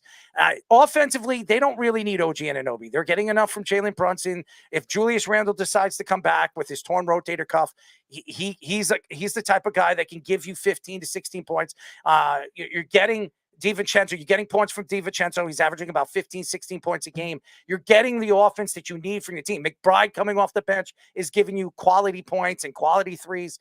They need more from certain players, but all in all, the Knicks defensively, if you get OG Anunoby back, they could defend against the top teams in this division. They can defend against the Cavaliers. They defended them very well last year in the playoffs when they knocked them out. They can defend Milwaukee. I think they match up very well against Milwaukee. They match up very well against the 76ers. The only team that you question is the Celtics. And with OG, you could put them on Jaylen Brown. You could put them on Jason Tatum. Whoever is hot in that game, you stick them on one of those guys. You keep them to a bare minimum. You give them if you could keep Jason Tatum to 19 to 20 points a game, you win. If you keep Jaylen Brown to 18, 17 points a game, you win. And that's what the Knicks need. They need to play team defense. That is the most important thing. And like I said, they need to get healthy. This is something that they have not been all season long. This team has not played together when all of them are healthy. Mitchell Robinson was out half the season. Mitch is coming back in a week after his surgery on his ankle. You need OG Anunoby, just had elbow surgery. And again, Julius Randle is going to need rotator cuff surgery at the end of the season. All of these guys are hurt. If they can come back and they can be at not even 100%, if they can get them at 75, 80%, the Knicks can absolutely compete if Jalen Brunson is 100% healthy for a championship. Yeah, and you mentioned the depth that the Knicks have. They have enough with the trade deadline moves to get those guys more acclimated into bigger roles for the playoffs as well. So you're looking at Alec Burks. I know he has playoff experience. You're looking at someone like Bogdanovich as well. Those guys have Bogdanovich hasn't played well in this offense. Yeah, but again, you have to give him the reps in order to do it so that he can maybe be a random spark in the playoffs, because playoff basketball is going to be all about random depth players coming through. You need the stars, obviously. You need one superstar player to make it work. But you saw teams like the Nuggets, you saw teams like the Bucks get those unsung heroes to go along with that. And the Knicks are kind of built for that same kind of thing. If Jalen Brunson's played to that level in the playoffs already, and they have the depth in order to make it work now.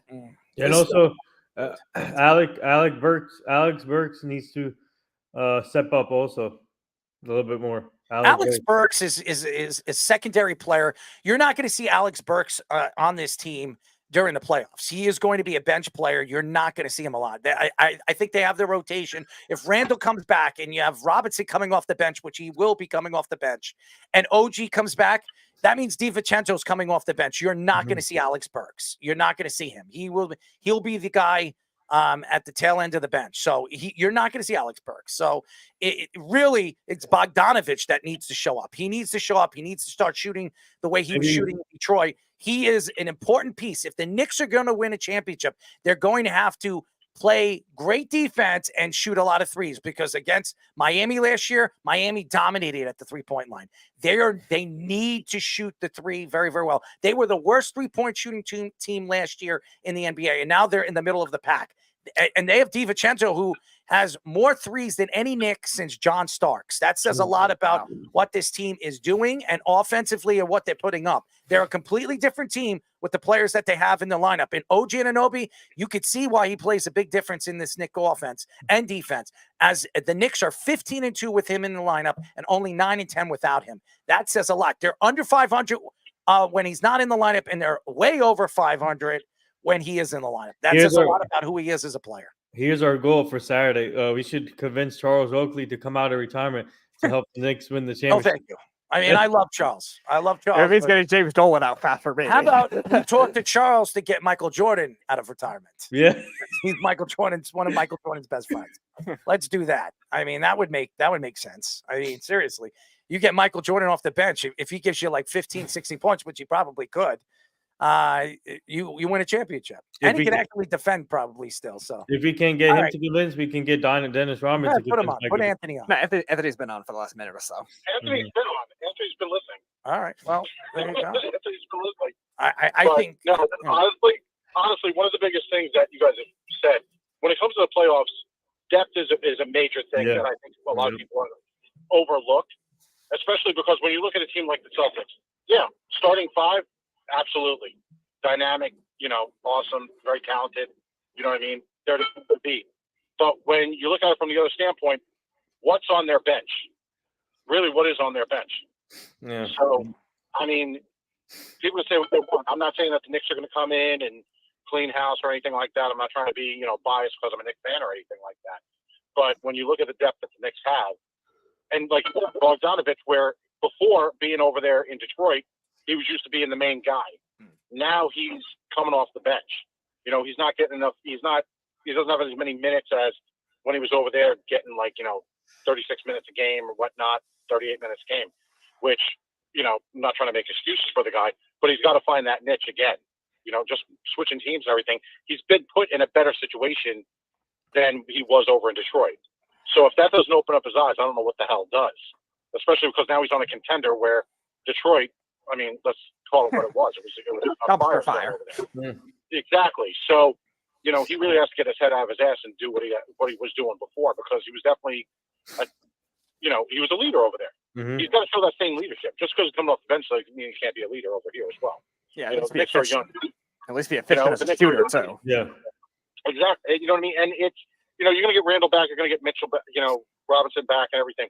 So, and probably, what are we looking at? What, the fourth seed? Probably? Right now it's the fourth seed, but they're not far behind the two. They're not far, so let's see how it all plays out and everything. And they have to go in with the idea that they are going to be the spoiler. I understand we're talking about, third or fourth seed or something like that, but they have to go in with the idea of being the bully and being the spoiler. They got to be physical. Like you said about defense, it's got to be defense. They got to kind of go back into that same mode when you saw like the Knicks in the 90s and all that, where it was a defensive team. And that's what it's got to be. They can't start doing that whole thing where they're getting into shootouts. Because when it comes to the shootout game, they're not going to win. They're not going to win shootouts. It's not going to happen. It's not the way that team is built. I understand. Yeah, they're better with 3-pointers and all that stuff. But let's be real. Just like we all saw at one time when it came to John Starks, coming up with goose eggs back in the finals. Is that really what you want to do? You really want to rely on a three? Throw like constant threes all game? No. You know what I mean? You got to rely on the damn defense. You basically have to make whoever you're going up against make it feel like, at the end of the day, they've been put through a goddamn war. They got to be a bully. They have to be a bully. They can't go with this whole finesse thing and stuff like that. They're not going to be able to do that. They have to play their game. They're not going to be able to play the Celtics game. They have to be able to play Miami's game. It's not going to happen. So, let's see what happens when they get back. Let's see what happens with Randall. Hopefully Randall comes back and he makes it through the playoffs. Hopefully. I hope it's not one of those things where he plays a couple of games and, he re-agitated this, re-aggravated that, and all that stuff. And I mean, could I see that happen? Absolutely. He's not going to be so healthy. He's not going to be healthy. They have to figure it out. Mm-hmm. They got to figure out what is going on with, at least if you put Mitchell Robinson in the equation. They can't rely on Julius Randle. Because you want to know something? They've been playing pretty goddamn good, and Randle hasn't been around. And they got to remember that.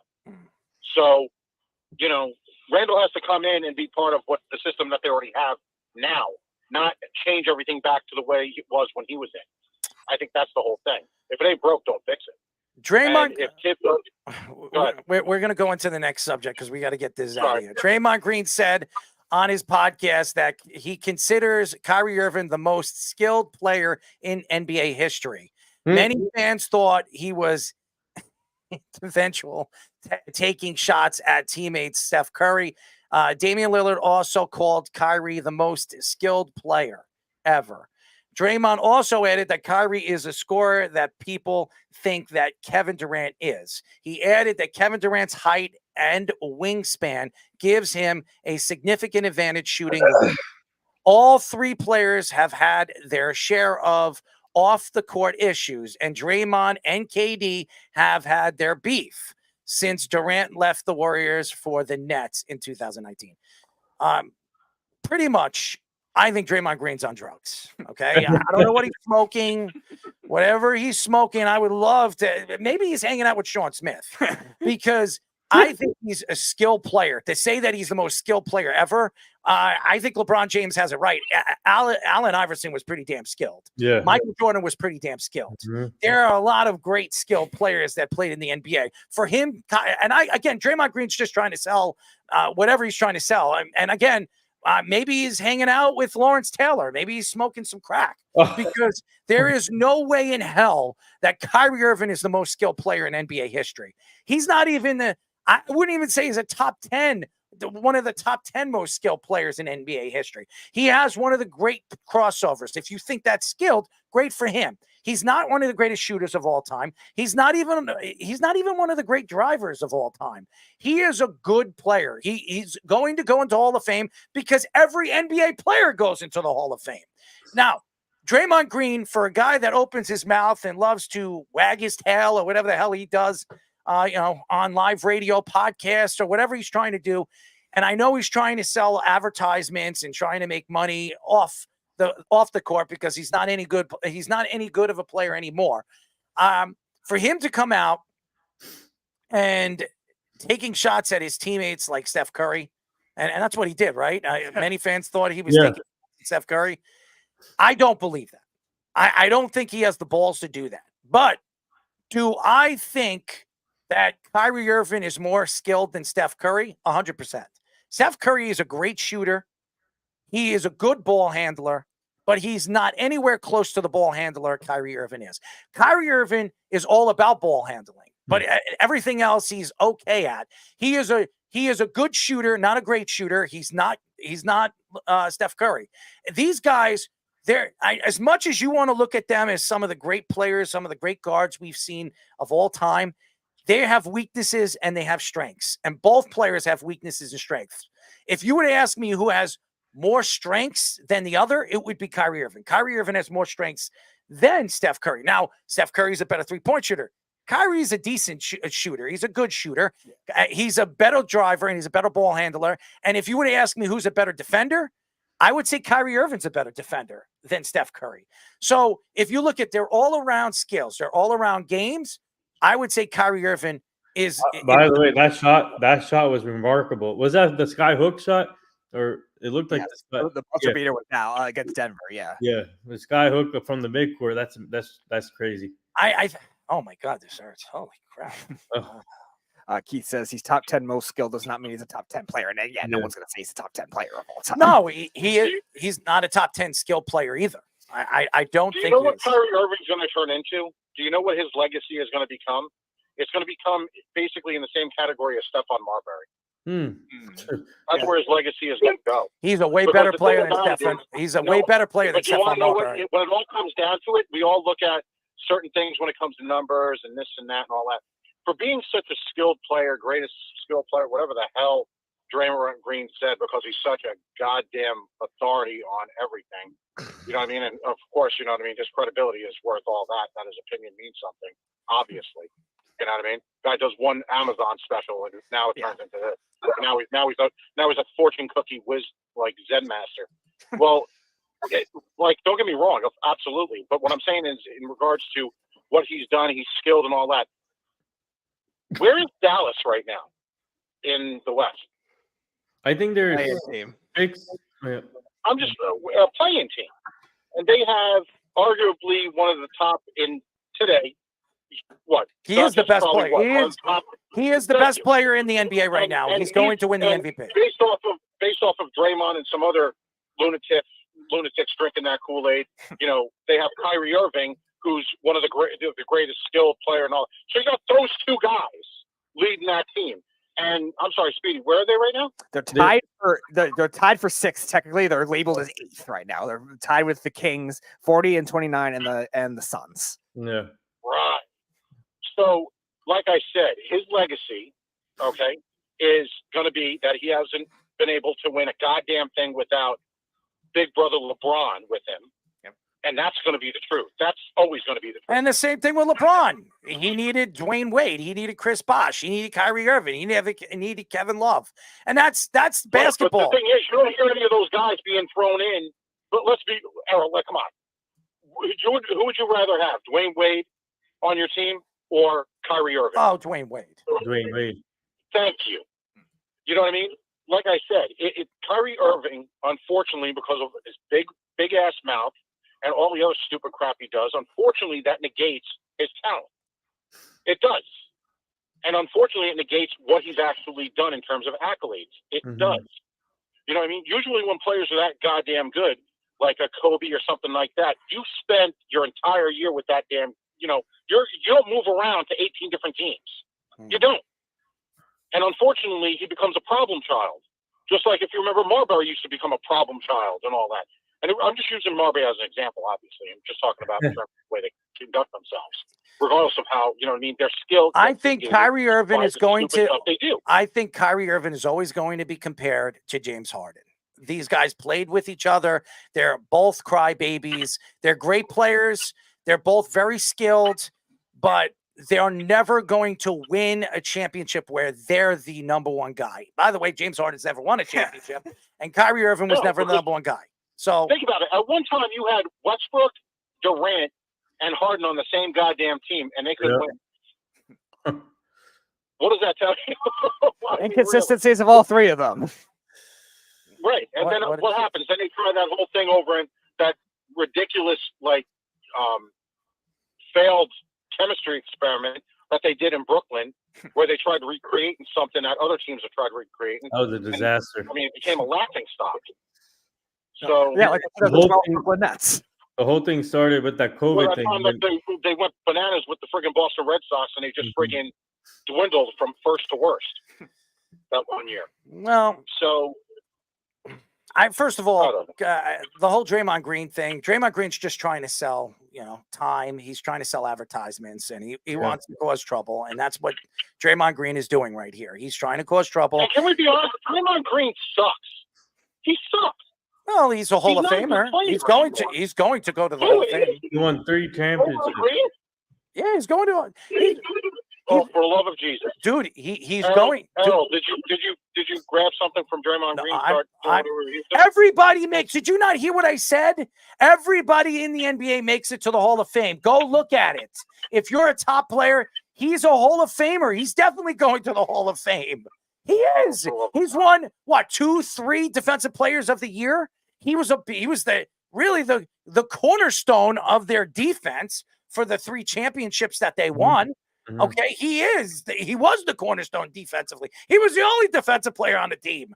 Okay, him and maybe the Klay Thompson for a little bit before. Klay Thompson even took a longer. Draymond was it for longer. I mean, seriously. So to say Draymond Green is a Hall of Famer, he is a Hall of Famer, but he's not any good anymore. No. And for him to bring up Kyrie Irving and try to compare him to Steph Curry, I think you could compare him to Steph Curry. I really do. I've said this many times. You can argue if you're a Steph Curry fan, you're going to take Steph Curry. If you're a Kyrie Irving fan, you're going to take Kyrie Irving. I mean, they're both very skilled players, and you can argue Steph Curry changed the game as far as the three-point shot is in the NBA, and I think Kyrie Irving changed the NBA now to the offensive, defensive side of the ball. That's what he is. He can take it down. His crossover, the only crossover I thought was better than his was AI, and you heard it from LeBron James, but what does LeBron James know? Because LeBron James, when he came into the league, AI was about to retire. So what does he know about that? So I understand when everybody's trying to compare, and Draymond Green is trying to compare all the greats of all time. Kevin Durant believes he should be compared to the top 3 greats of all time. Right. Kevin Durant needs to go back on his Twitter feeds or something like that, because there's no way in hell you're going to sell me that Kevin Durant is anywhere close to LeBron James or anywhere close to Michael Jordan or any of those guys, Larry Bird, Magic Johnson, Oscar Robertson, I don't know, Kareem Abdul-Jabbar. He's not anywhere close to those guys. So I don't know why it's even brought up in the conversation. So it is crazy. It is a crazy thing that Draymond Green I think saying. But again, it's Draymond Green. I'm not surprised. In the chat here, I saw something pop up on the chat. Someone said LeBron said Draymond's IQ is one of the best, I think, on the JJ Redick podcast. I don't really care. If he had a good IQ, maybe he wouldn't be kicking people and doing I'm going to dirty things. I'm going to sell you here. I'm going to sell you, all you fans out there that are still listening to the show, because I know it's late and my balls are burning. Okay. And I'm just telling you right now, they're burning more. They've never burnt this bad before in their lives. I mean, I could put them, it feel like they're on a pot right now roasting. Okay. Maybe you should submit that idea to Draymond Green and put icing out on his balls. I'm going to say How long has it been on? 10 How long has minutes. it been on? 10 minutes they were on. Which I predicted. You haven't gone to the tingly part yet? Tingly part. I can't Well, even tell it's you. called icy hot. It sounds like you went from hot to nothing. This is supposed to go hot to ice or something? It's called burning to a crisp. How's that? Well, here's the thing. How are you going to handle this? You got any little baby powder there? Little baby powder? What do you think? I'm not a woman. I don't carry around baby powder. Oh, I'm sorry. You're not a woman. You're just putting friggin' really? I'm just saying. The case right now compared to what you just did. I probably have blisters on my balls. Okay, that's what I feel like. All right, but Just at least use a rubber glove. Don't rub your eyes, man. Now you're going to be even worse for you. dude, I don't want to put it next to my mouth. Right now, I'm just trying to recuperate from the pain that I'm in. All right. Oh my God. But I just want to finish up. Damian Lillard, if you want to put the best point guards in the NBA, I think Damian Lillard is the best point guard in the NBA. He's been the best point guard in the NBA for the last 6 years. He has to win a championship. He needs to win a championship. That's the only thing he needs somehow in his career, he needs to get that championship under his belt, in my opinion. And the fact that Damian Lillard said and called Kyrie Irving the most skilled player ever, I think he's on drugs too. Damian Lillard needs to stop smoking whatever he's smoking. Stop rapping. Whatever he's doing, that's not true. Damian Lillard is more skilled than Kyrie Irving. Okay? He's better than Kyrie Irving. You think so? There's no question he's been better than Kyrie Irving. But the problem is they're not winners. You got to win. And if they go to when they go to the Hall of Fame, because Steph Curry, Damian Lillard, and Kyrie Irving are going to go into the Hall of Fame because everybody else does, everybody's going to wonder if Steph Curry has won a championship. So they're going to push him away from them. And that's why everybody's going to say that Steph Curry was better than both of them. And Kyrie Irving won a championship, but nobody's going to remember that because it was LeBron James's team. Yes, he hit the big shots. Everybody's going to say, who hit the big shots? Kyrie Irving. But who made the big plays in that game? Yeah. LeBron James did. So, again, Damian Lillard's the only one out of all three of those guys that never won a championship. If Damian Lillard wins a championship, even with Steph Curry winning 3 championships and even with Kyrie Irving being the skilled player that he is, I believe Damian Lillard has been the better point guard. And as a matter of fact, I'll say it again. Chris Paul, in the 15 years he's been a dominant point guard. Not anymore. The last 2 years, he's been a shell of himself. I believe Chris Paul is the greatest point guard of this era. And I'll say it again. I think he's the greatest point guard of this era who's never won. And he probably never will win. But that's what I think. I watched Chris Paul play. He made everybody around him better. And the only problem with Chris Paul is he's an injury-prone player and he can never get through the playoffs. He's always been that type of player. If he ever stayed healthy, and I'll say this again, and if Chris Paul went to play with Kobe Bryant when he was traded years and years ago, when David Stearns stepped in and stopped that trade, I bet you Chris Paul would have won 2, maybe even 3 championships. He's just been unlucky with the players he's been playing with. And at the tail end of his career, when he had a chance to win with James Harden, what did James Harden do? He threw up lousy goose eggs in the Western Conference Finals. It was the Western Conference Finals, right? Yep. They had a 3-2 lead, and they had I think a 15-point halftime lead in game. Chris Paul gets hurt. He hurts his back, and they lose that series. And then who goes? I think it was the Warriors and Cavs again. Yes, the Golden State Warriors go on and win a championship. So I'm not surprised. So there you go.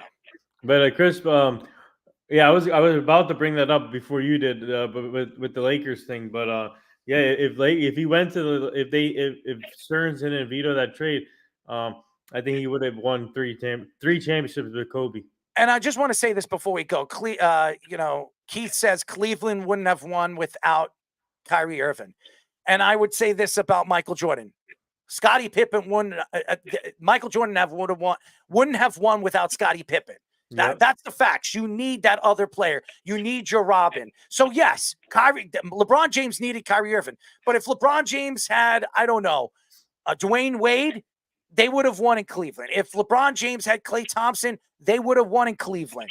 LeBron James was at the top of his game when he won that game and won that championship in Cleveland. So yes, you need that other player. You need your Robin. So there's no question LeBron wouldn't have won that championship without Kyrie, as well as LeBron never won a championship without the great players that he's had over the last couple of years in Miami and in Cleveland and now with the Lakers. So you're absolutely right, Keith.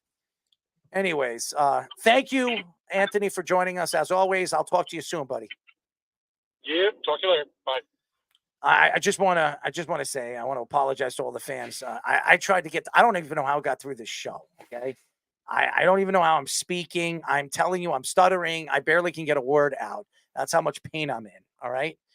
I just want to thank all the fans for, just letting us entertain you for 4 hours tonight. I hope everybody thought that was funny. I don't. I'm probably going to be in a lot of pain for the next couple of days, but I did it because I said I was going to do it, and I've lived up to saying. And by the way, I'm getting rid of this thing. I never want to look at this thing again. Will you be ready for Saturday? Yes, I'll be ready for Saturday with blisters on my ball sack. Okay? All right, Nathan, thank you for joining us. We love you, man. Yeah, thank you as always. And then I sent another article to you. Oh, we love you, man. We love you. Keep writing, man. With the Stephen A. Smith thing. So keep writing, man. We love your stories, man. And and also whoever's listening still, we got